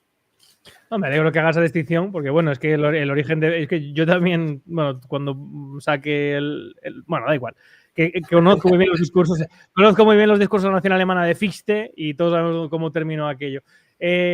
China, último bloque que quiero hablar con usted. El futuro, yo siempre digo que China, bueno, es que es un hecho, ¿no? China es el principal agente geopolítico que ha venido a cambiarlo todo, que ha venido a plantear una amenaza a Estados Unidos. De hecho, cuando equipara en PIB a Estados Unidos, intenta ese congraciamiento con Estados Unidos en el Banco Mundial, y Estados Unidos le dice que nunca mejor dicho, a nadie de la China, que de eso nada, y eso genera esas fricciones. China tiene una estrategia muy diferente, sobre todo, por ejemplo, en África. De hecho, por cierto, quien me ha puesto en contacto con el señor Zorrilla ha sido una institución que recomiendo que veáis, que es la Cátedra China, que también participa José Antonio Zorrilla de ella. Y es China lo que busca sobre todo es el mínimo gasto militar, pero el aprovechamiento de los recursos, y eso es lo que el papel preponderante que está teniendo en Oriente Medio y en África, creando puertos, creando infraestructuras, y de hecho tiene una ponencia muy buena sobre la ruta de la seda, y me gustaría que expusiera un poco cuál es, en contraposición al camino que hemos vivido durante el siglo XX de armas, armas, armas, armas, armas, la geopolítica, la estrategia política que sigue China para ser una potencia y tener fuerza a nivel estratégico. Bueno, ya hemos hablado, al principio hemos dicho que Estados Unidos lleva a cabo un cambio enorme en la relación entre territorio y poder, porque ellos no están interesados en ser un imperio, lo que quieren es que todo el mundo esté abierto para sus inversiones. Ellos pueden invertir y entonces en ese momento pues los grandes obstáculos son el imperio inglés y la Eurasia, esa masa de tierra ahí que tienen los rusos, que luego se va a complicar todavía más porque se hace la Unión Soviética. Bien, y ahora viene el cambio. Ahora viene el otro paradigma. Y ese paradigma es la ruta de la seda. Vienen los chinos y dicen, no, nosotros necesitamos paz, no meternos con nadie. Y lo que necesitamos es articular el territorio para poder vender nuestros productos. Es decir, llega el barco chino con 1.000 millones de Huawei. Y claro, llega a África y allí no hay un puerto.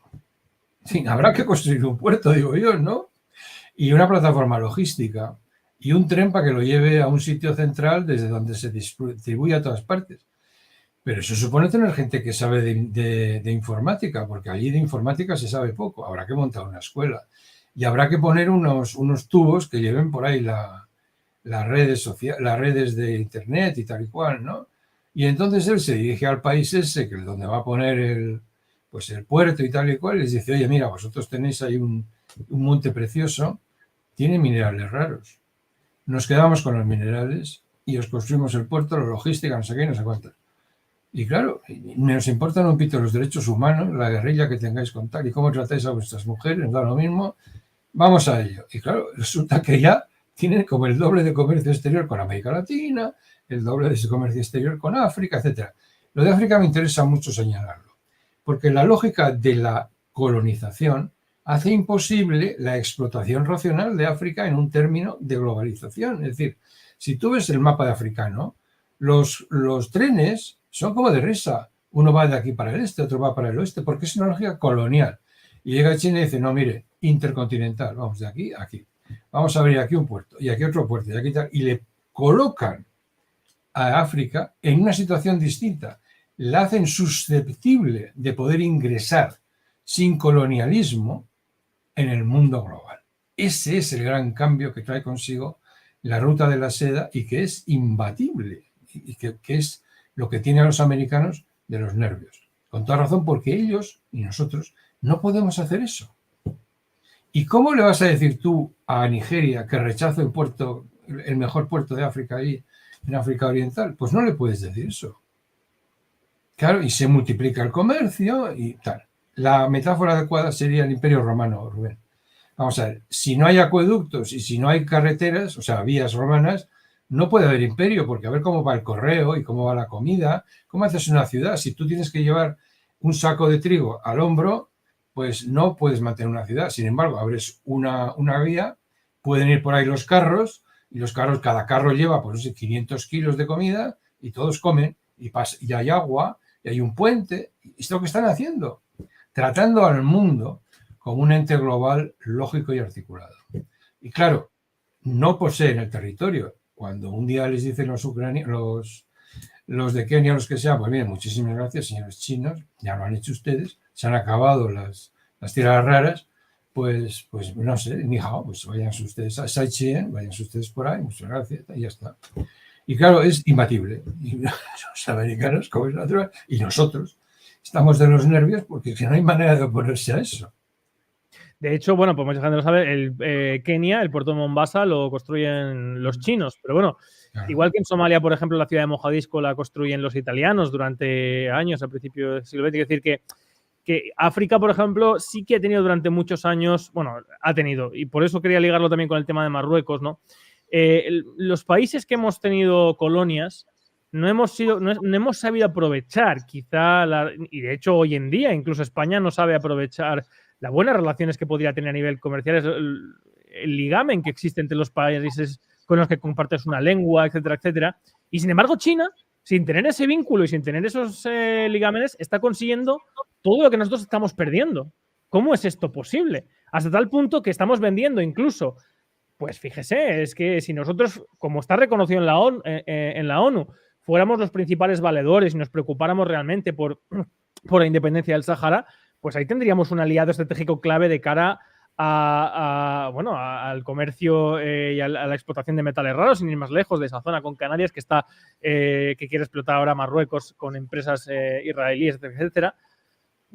¿Cómo es posible si además entra en contradicción con una máxima de la política, y es que se reduce al final a la fuerza, ¿no? La famosa frase de Stalin de el Papa tendrá mucho poder, pero ¿cuántas divisiones tiene? Es decir, quien tiene al final el ejército, la fuerza disuasoria en la historia, es quien domina. Y sin embargo nos estamos encontrando con un nuevo agente, China, que sin tener unos vínculos culturales y sin ser la principal fuerza militar del mundo, está consiguiendo esa hegemonía. ¿Cómo es esto posible?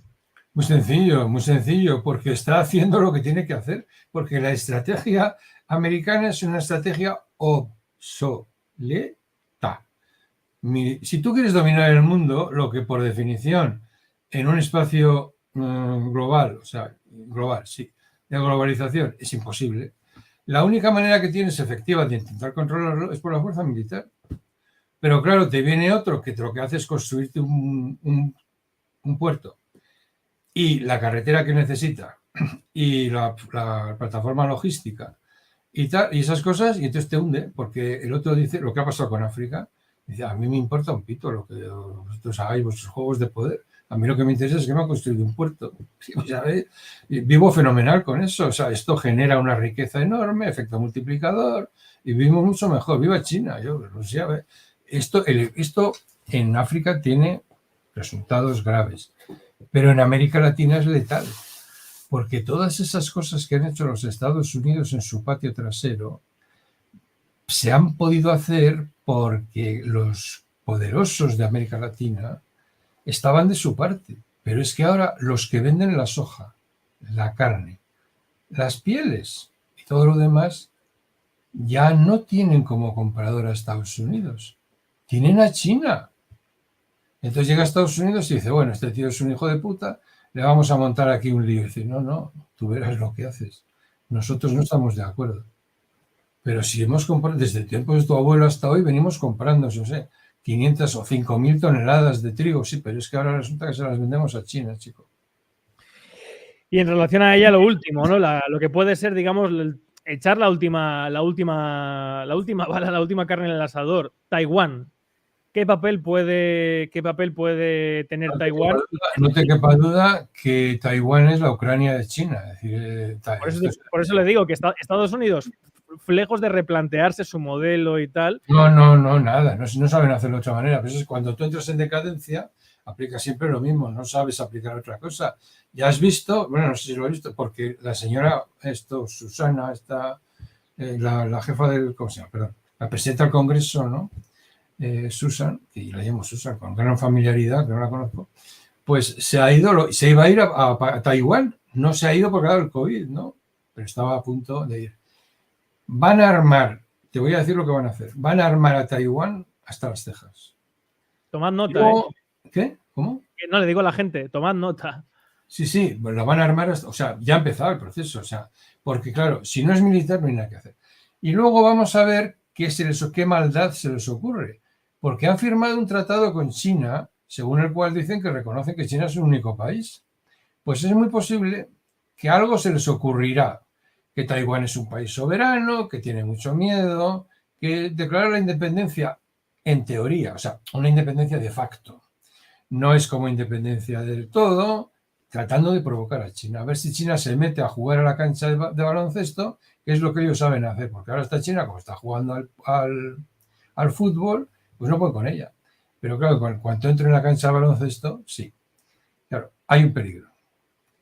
Que si China desarrolla sus empresas civiles hasta puntos que nosotros pues nos deja muy atrás, como aplique eso a sus técnicas militares, estamos perdidos. O sea, en el momento en que un cohete de Estados Unidos tarda 15 minutos en llegar a China y el cohete chino da 1 minuto en llegar a Nueva York, estás perdido.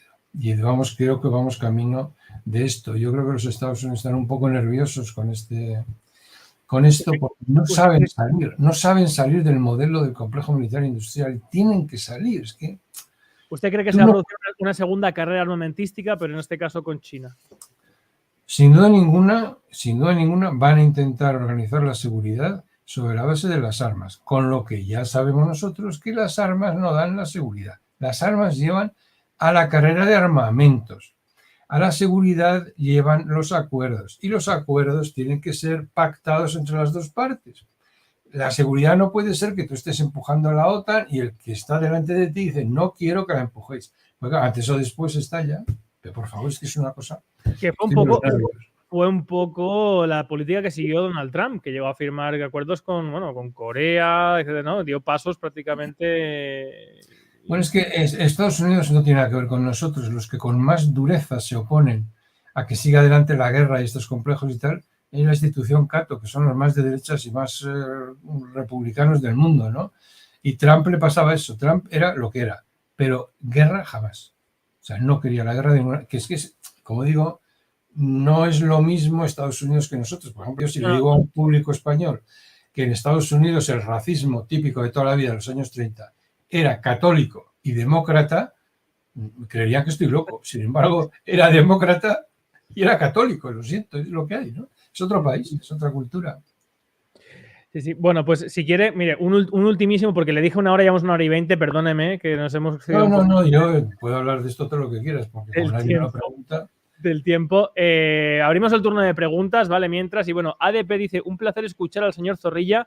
Quisiera preguntar si podría desmontar a la gente que habla del gobierno del mundo, de que absolutamente todo está todo lo que ocurre es por una élite oculta que lo decide, etcétera, etcétera. Hablan, pues eso, de que Soros y 4 más gobiernan y deciden todo lo que sucede. Eso son fantasías. O sea, no, verás. En nuestra generación éramos algo radicales. Y entonces teníamos a Marx por aquí, por allá, por todas partes, ¿no? Esto ha quedado un poco desacreditado, pero desde el punto de vista del análisis intelectual, el análisis sociológico, no es ninguna tontería. Él lo que dijo, una de las cosas que dijo Marx es que a medida que van cambiando las condiciones tecnológicas, el modo de producción, van cambiando también las ideas y, en fin, lo que llamaba relaciones de producción, fuerzas productivas, relaciones de producción. Vamos a ver, nosotros estamos hablando, nos está viendo todo el mundo, bueno, los que quieran sumarse a esto, pero si alguien se quiere sumar desde Nueva Zelanda, es gratis, lo puede hacer. Desde Sudáfrica, lo puede hacer. Desde una base que está ahí arriba, polar, pues también lo puede hacer. Desde Ushuaia, en el sur de Argentina. ¿Cómo la relación de un argentino con su país, la relación de un señor de Nueva Zelanda con su país, etcétera, puede ser la misma que cuando esto no era posible? Está cambiando a toda velocidad el proceso de las fuerzas productivas y esto trae consigo necesariamente el que la división del mundo en pequeñas parcelas soberanas con un relato nacional que la mayor parte de las veces es falso, si no directamente todo es falso, ¿no? Pues necesariamente los constriñe, los empuja y esto explica la gravísima crisis política que hay en todas partes. No hay una mente atrás que lo elige todo. Yo no creo que Jobs, cuando inventó el ordenador personal, tuviera en mente el gobierno. He leído su obra, ¿no? Francamente no lo pensaba así. tampoco creo que cuando el Pentágono inventó Internet pensaría, no sé, dominar el mundo, hacerlo global, ¿no? Más bien lo contrario, ¿no? Etcétera. O sea, son las fuerzas productivas las que van con este modesto, en fin, aportación un poco marxista, así light, ¿no? Pues lo explica creo que muy bien. No hace falta que haya ahí un triángulo así con un ojo, que no, ya me vuelvo yo la cosa, que tendrá que ver con los judíos, claro, porque los judíos tienen la culpa de todo, por definición, ¿no? Seguro que, pues no tiene nada que ver. Esto es una cosa natural. Lo mismo que la gente en el siglo XVIII, pues se preocupaba mucho por lo que hacían los clásicos y todo era neoclásico y no sé qué. Y de repente vinieron los románticos y ¡hala! Los cementerios se suicidaban por el amor de las chicas. Una locura, ¿no? O sea, no es que hubiera ahí un señor arriba que hizo que cambiase el neoclásico por el romántico. Cambió. Y aquí lo que pasa es que esto por primera vez está percutiendo contra los límites de los estados-nación, porque dentro de un esquema de globalización económica, debido a la racionalidad de la economía, es decir, lo más racional es definitivamente que el proceso productivo y la generación de cadenas de valor, las cadenas de generación de valor, sean globales. El que mejor sea poniendo chips los pone. ¿Y qué es Sumatra? Bueno, ya igual. Claro, esto percute sobre el Estado-nación y entonces esto está generando unos líos de órdago y los reaccionarios se defienden diciendo que, bueno, es que hay aquí Soros, el malo de la película, no sé qué, el gran viejo. No hay nada, es simplemente la evolución normal del mundo. Yo comparto su explicación, aunque la doy más de andar por casa diciendo que no se pueden aunar todos los intereses del mundo en uno solo. Entonces, bueno, sí, eso muy bien. Pues igual, claro, lógico. Dice Andrés. O sea, juntar globalización y Estado-nación, bueno, esto es el famoso trilema de Rodrik, es decir, Rodrik dijo, globalización, Estado-nación y democracia, los tres juntos no pueden existir. No le faltaba razón. Sí. Dice Andrea Lafuente, señor Zorrilla, ¿qué solución ve usted al conflicto Israel-Palestina? Pues no le veo ninguna, mientras los Estados Unidos de América están total, absoluta y completamente detrás de Israel. Y lo están y no van a cambiar. Ninguna solución. A largo plazo. No le veo ninguna. Es que, no sé, es que es terrible, ¿no? Para alguien como yo, que ve con simpatía a los judíos, ¿no? Lo que han hecho con el Estado de Israel es terrible. Pero claro, tampoco es culpa suya, es que no sé ¿Usted cree que tenían derecho a fundar el Estado de Israel? Sí, claro, se lo dieron, pero ojo, ahí hay otro, bueno, si nos vamos a meter ya en esto, Rubén, perdón, yo estoy aprovechando. Esto no está incluido en el precio. Ya, lo siento, disculpe, estoy abusando un poco de usted. No, pero no puedes preguntar, ya te he dicho que estoy dispuesto a contaros todo, hasta el número de zapato que llevo. Las Naciones Unidas, ahí está, la contradicción principal, si puedo hablar también en términos marxistas, la contradicción principal es que las Naciones Unidas le dan un hogar judío al pueblo judío como promesa que se le ha hecho a, no sé qué le da, ¿cómo se llama? No es Churchill. En la Primera Guerra Mundial hay un señor que tiene una gran influencia judío, ayuda mucho en la causa y tal, y le prometen un hogar judío. Bueno, esto no lo tengo preparado, los nombres no me lo recuerdo muy bien, pero eso es lo que hay. Como consecuencia de eso, las Naciones Unidas crean un hogar judío allí, ¿no? Pero ahí es donde viene el problema, y es que los judíos eso dicen que no. Ellos tienen el derecho que les da aquel cuyo nombre no puede pronunciarse, a tener una tierra, según el pacto de Abraham, que vaya desde el Nilo hasta el Éufrates. Y aquí es donde se fastidia todo, porque no es lo mismo que tú puedas estar en esa tierra porque las Naciones Unidas te lo dan y tienes que respetar a las poblaciones originarias, o decir, por el contrario, que eso lo has recibido de Yahvé en el pacto que hace con Abraham y que le dice, tuyo será el territorio que va desde el Nilo hasta el Éufrates. Y en esa contradicción estamos viviendo. Ellos están, por otra parte, está el Estado hebreo está capturado por la extrema derecha, cosa que es radicalmente contradictorio, porque según la extrema derecha y lo talmúdico, no pueden tener un Estado mientras no llegue el Mesías. Es incomprensible esto. Bueno, pero esta se ha caído en sus manos y son los que mandan. Pero si les venía...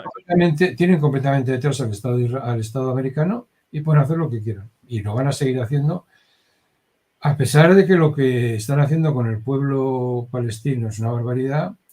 Y yo creo que esto va a tener consecuencias a largo plazo sobre la legitimidad de Occidente, porque, claro, Ya Amnesty International ha dicho que el tratamiento de los palestinos en Israel es tratamiento de apartheid. Esto es gravísimo, que el principal socio de Estados Unidos, no sé si ideológico o lo que sea, en el Oriente Medio, es Israel, y que una gente completamente independiente y muy de todo punto respetable y con gran prestigio diga que el tratamiento de los palestinos es apartheid. El apartheid es una palabra muy fea. ¿Cómo al final vayamos a conectar el ser, el universo de los derechos humanos y de los derechos de las mujeres y de los niños y no sé qué, con el hecho de que uno de nuestros principales aliados en el Oriente Medio practica el apartheid? Pues no sé cómo va a ir eso. Yo no lo veo normal, no sé. Bueno, No sé. además, le viene muy bien a Estados Unidos tener un estado que casualmente va directamente desde el Golfo de Aqaba, es decir, desde el Mar Negro, o sea, que corta la vía terrestre de África a la península arábiga. O sea, bueno, está confeccionado para eso. No tiene mucha explicación. La verdad es que no tiene mucha explicación. No sé lo que no veo, pero la pregunta era ¿qué podemos hacer con el tema de los palestinos? Por desgracia, mientras Estados Unidos esté detrás de ellos de la manera más absoluta, nada que hacer. Y además tiene un arma poderosa, como aquí tienen los de Putin, ¿no? Que si dices algo al respecto eres antisemita. Joder, esto es una barbaridad. Por favor, yo no tengo nada de antisemitas, que no es lo mismo. O sea, si quieres hablamos de esto. Bueno, el pueblo judío es un corpus espiritual. Es la memoria de sus gentes, su religión, lo que a lo largo de la historia les ha ido definiendo como un pueblo. Y es, como te digo, un cuerpo espiritual. Pero lo que hacen los sionistas es convertir ese cuerpo espiritual en un cuerpo político, específicamente en un Estado. Claro, el salto es brutal. La teología. Entonces, tú puedes criticar al Estado de Israel porque en definitiva es un Estado. No estoy de acuerdo con que haga usted esto o lo otro. Pero corres el riesgo de que los medios de comunicación habituales te digan que eres un antisemita, lo cual no es verdad. O sea, es que es un problema, que son dos cosas distintas. Ser antisemita es, por ejemplo, acusar a los judíos de ser los malos del mundo, de estar arriba y provocar todos los males, de negar el holocausto, por ejemplo, que, con perdón, pues las autoridades ucranianas lo han negado ya varias veces, ¿no? O sea, yo no sé cómo lo pueden decir eso. Nuestro Babi Yar es Mariupol. Dice, perdone, es que Mariupol no es Babi Yar, no. Nuestro holocausto es que nos han invadido los rusos. Miren, no, perdonen, no. ¿Qué quieres que te diga? No. Y entonces tenemos ahí, con eso el problema de Israel se sitúa en otro orden distinto de cosas, porque como en general las relaciones internacionales son relaciones en términos de poder, como las definió Hans Morgenthau, y sigue siendo un libro que escrito en el 48 se sigue reimprimiendo, ¿no? Pues por desgracia aquí tenemos que entrar en cuestiones de orden ético, profundamente ético. Sobre esto, el Missheimer que he citado antes, junto con Walt, que es otra autoridad de Harvard, profesor de Harvard, han escrito un libro que se llama El lobby de Israel y lobby. Que hablan de esto y lo dejan muy claro, ¿no? Ha hecho un libro que ha tenido un inmenso eco, porque es la primera vez que se dicen estas cosas elementales que afectan a la moral y no a las relaciones de poder. Dice Ranking Cero, de un ucraniano que no puede volver a su país desde 2013. Gracias por contar la verdad. Y Carolina Plaza dice, ¿cree usted, señor Zorrilla, que África será occidentalizada gracias a China a largo plazo? ¿Cómo ve a África en 20 años? Joder, esto, como hay un viejo chiste que lo tenía Keynes, predecir es muy difícil, sobre todo el futuro. O sea que ese es un chiste de Keynes, ¿no?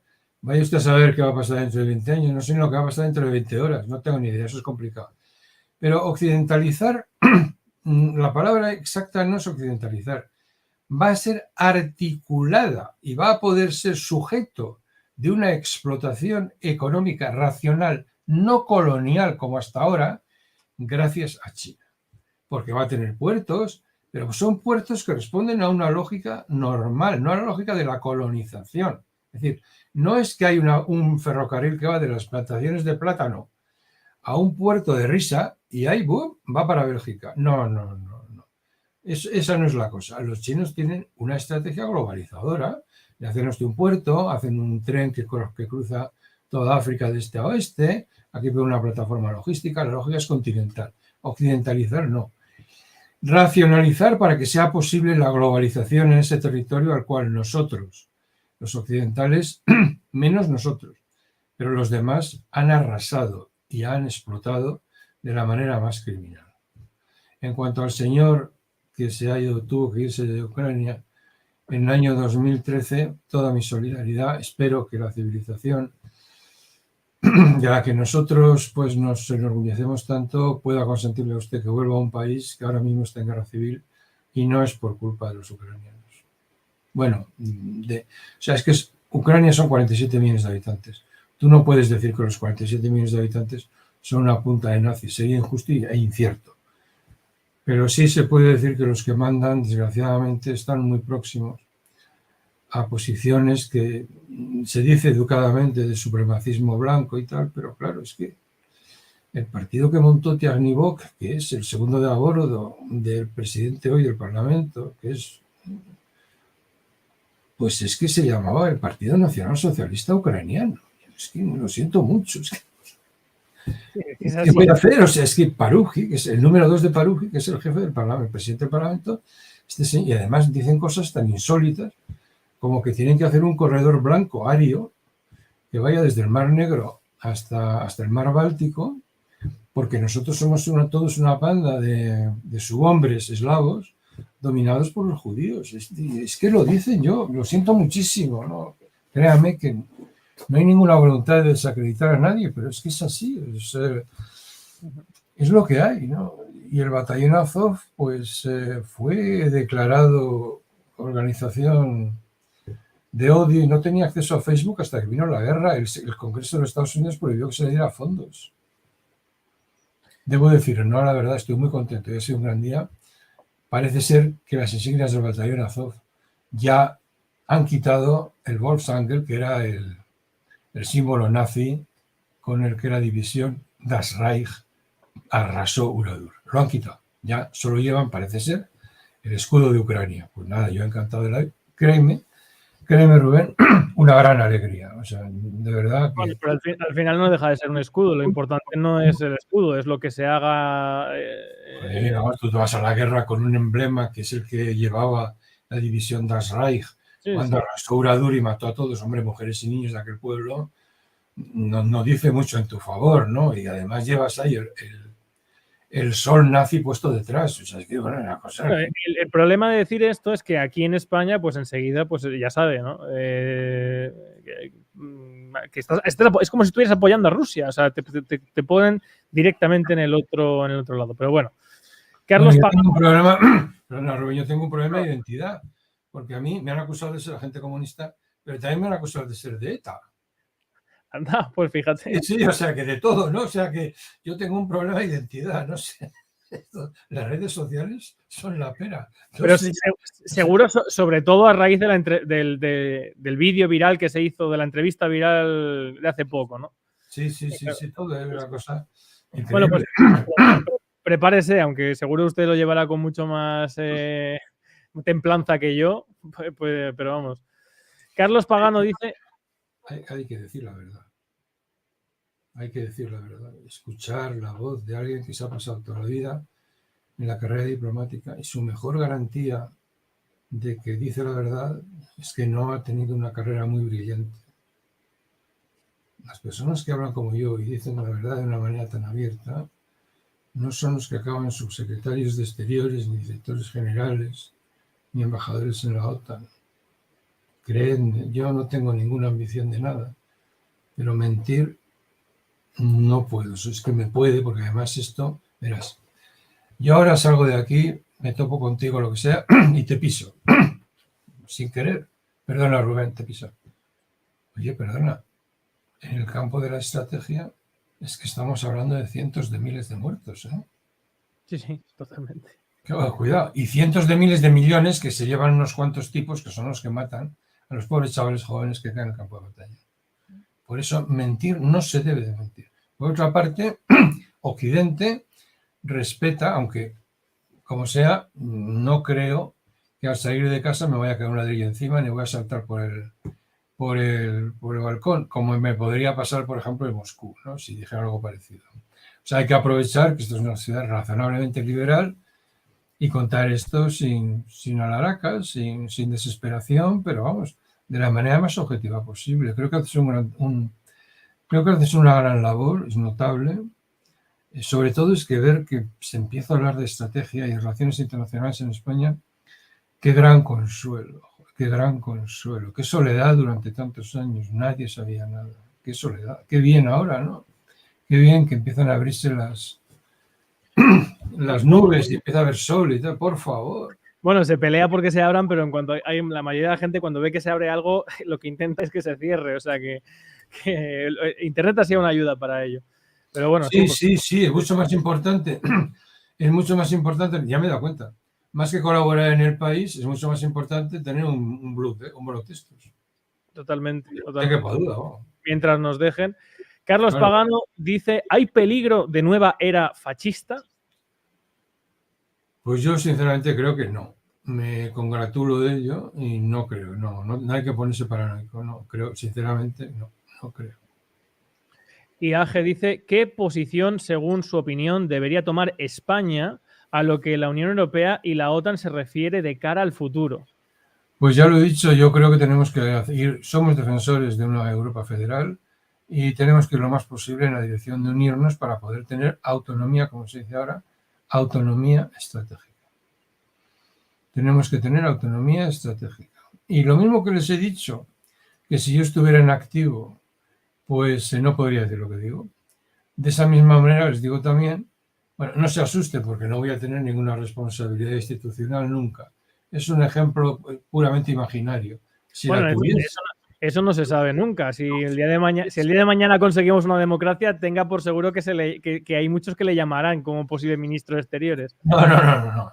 Mira, si lo tuviese, a pesar de que mis opiniones son las que sean, hubiese tenido que mandar armas a Ucrania. No hay más. No puedo salirme de ahí, es el marco, no puedo. A pesar de que crea que es una barbaridad y que la verdad es que Ucrania me da muchísima pena, es una víctima propiciatoria. Han querido hacer de ella un ariete contra Rusia. Estos pobres que no tienen mucha experiencia en la vida internacional se han dejado llevar y lo que han conseguido ser es finalmente un cordero sacrificado. Es trágico, están muriendo sin esperanzas de poder ganar la guerra, aunque algunos locos les digan que sí. Es terrible, pobre gente, pobre país, 6 millones de 6 millones y medio de refugiados. Esto ahora, porque lo que no se dice es cuánta gente se ha ido de ahí desde el Maidán. Aquí tenemos uno que desde el 2013 no ha podido volver. Es que han salido millones, es un país devastado. $8.000 de renta per cápita, no es que sea pobre, es lo siguiente. O sea, y encima le meten en guerra. Es algo de verdad que no. Y encima la culpa se la echan a Rusia. Bueno, una cosa surrealista, ¿no? Dice Pescanova 2 y con él creo que no hay más preguntas. ¿Se podría denunciar, una pregunta cándida, se podría denunciar a los tribunales a Europa? ¿Quitar la libertad de expresión solo queda tragar? ¿Los envíos de armas son legales? ¿Se puede evitar? No, supongo que son dos preguntas en una. Si se puede denunciar el haber suprimido la libertad de información, mejor dicho, más que la libertad de expresión, en Europa con la censura Sputnik, y si se pueden, en fin, denunciar los envíos de armas, pero es que no... No, el tema no es legal, o sea, el tema no es de tribunales, no. Forma parte de las decisiones soberanas del Estado, no hay nada que hacer. Las leyes son no recurrir, las leyes no se pueden recurrir. Y Álvaro Puertas dice, ¿habrá guerra con Marruecos? ¿Cómo podemos defendernos del vecino del sur? Veo difícil que haya guerra con Marruecos porque tanto Marruecos como España forman parte del mismo zócalo que es Estados Unidos. No creo que la situación se salga de Madrid. Sé que este ilustre foro es más bien pro-saharaui, pro-independencia saharaui y tal. Yo, como estratega modestísimo, debo decir que darle a Argelia una salida, no solo la que ya tiene al Atlántico, sino al Mediterráneo, me parecería una cosa difícilmente defendible. Por otra parte, le generaríamos a Marruecos, vecino y con Ceuta y Melilla, hay una Alsacia-Lorena que habría que defender por la fuerza de las armas. O sea, esto me parece un despropósito indescriptible, ¿no? Lo que sí me parece horrible, criminal y que nadie lo denuncia, es que España haya repetidamente declarado en sus propios tribunales que los que pedían la nacionalidad española, los saharauis, que según la ley española tienen que ser españoles, son apátridas. Esto me parece una infamia inadmisible. O sea, pobre gente, no son apátridas. En 1970 le preguntas a las Naciones Unidas a España qué territorios tiene por descolonizar. Y España contesta que ninguno, que todos son españoles. Pues ahora llega un señor y dice, bueno, yo al amparo de eso que usted ha dicho, porque tú has hecho derecho con García Trevijano, ¿no? Bien. Nadie puede ir contra sus propios actos, ¿sí o no? Sí. Nadie puede ir contra sus propios actos. Bueno, pues tú has dicho que son españoles. Y ahora se presentan a los tribunales y dices que son apátridas. Y esto sí se podría recurrir. ¿Y a quién se podría recurrir? Al Tribunal Europeo de Derechos Humanos. Bueno, y dice Isaac Ruiz que para terminar, estoy disfrutando con esa entrevista. Pues la verdad es que yo también he disfrutado muchísimo y la verdad es que ha sido un verdadero placer tener a una persona que encierra tanta sabiduría, sentido común y de la que he aprendido tanto y sigo aprendiendo, como José Antonio Zorrilla, que podrá volver siempre que quiera a este canal. Desde luego aquí tiene su casa y espero que también haya estado muy a gusto. Yo estoy muy a gusto y te voy a pedir, si no te importa, que me dejes terminar con un pequeño capricho. Es una sorpresa. Es que yo dejo de hablar y entramos en el terreno del capricho, ¿vale? Por supuesto. Bien, pues yo voy a deciros una pequeña afirmación final. Hace mucho tiempo los europeos cometimos dos graves errores, la Primera Guerra Mundial y la Segunda Guerra Mundial. Nos equivocamos de estrategia, sobre todo en la segunda, en la que Hitler, en fin, Alemania, decidió que la relación entre poder y etnia podía romperse. Si una etnia era más fuerte que las demás, tenía derecho a romper fronteras y a ocuparlo todo.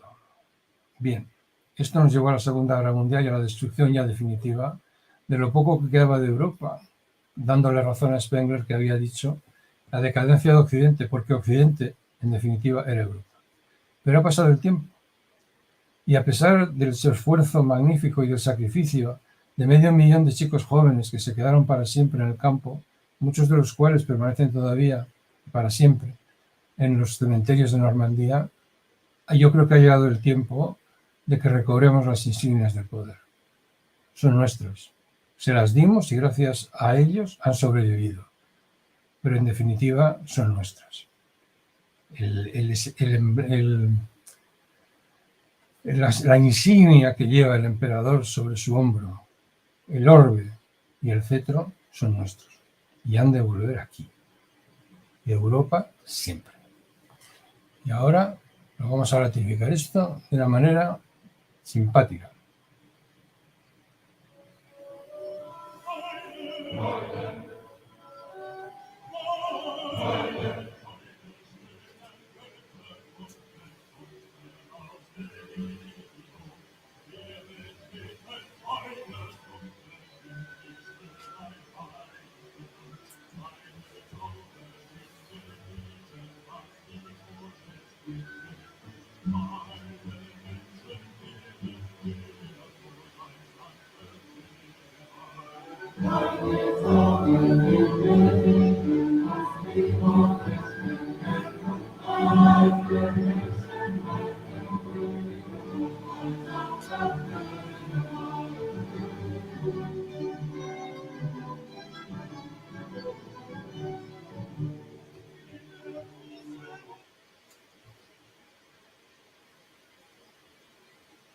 Uy, se ha cortado. Bueno, espero que lo hayáis oído bien, ¿no? ¿Lo habéis oído? Sí, lo han oído y de hecho yo estaba leyendo el chat y la verdad debo decirle que, en fin, toda la gente, o sea, un superlativo respeto por usted durante toda la entrevista, pero es que la gente ahora está completamente entusiasmada y no os preocupéis que José Antonio Zorrilla volverá al canal cuando quiera. Así que muchas gracias por habernos acompañado y por haber arrojado un poco de luz Y lo dicho, cuando quiera, aquí tiene su casa. Ya nos plantearemos algo, Rubén, algo esclarecedor, que buena falta hace. Estupendo. A todos vosotros, pues muchísimas gracias por haber seguido el directo. Recordad dejar vuestro like, que no os cuesta nada, y compartirlo, ¿de acuerdo? Como os digo, el viernes complementamos lo que hemos explicado hoy desde otro punto de vista con nada más y nada menos que con el coronel Baños. Así que no os lo perdáis. Hasta entonces, que tengáis una feliz noche de martes.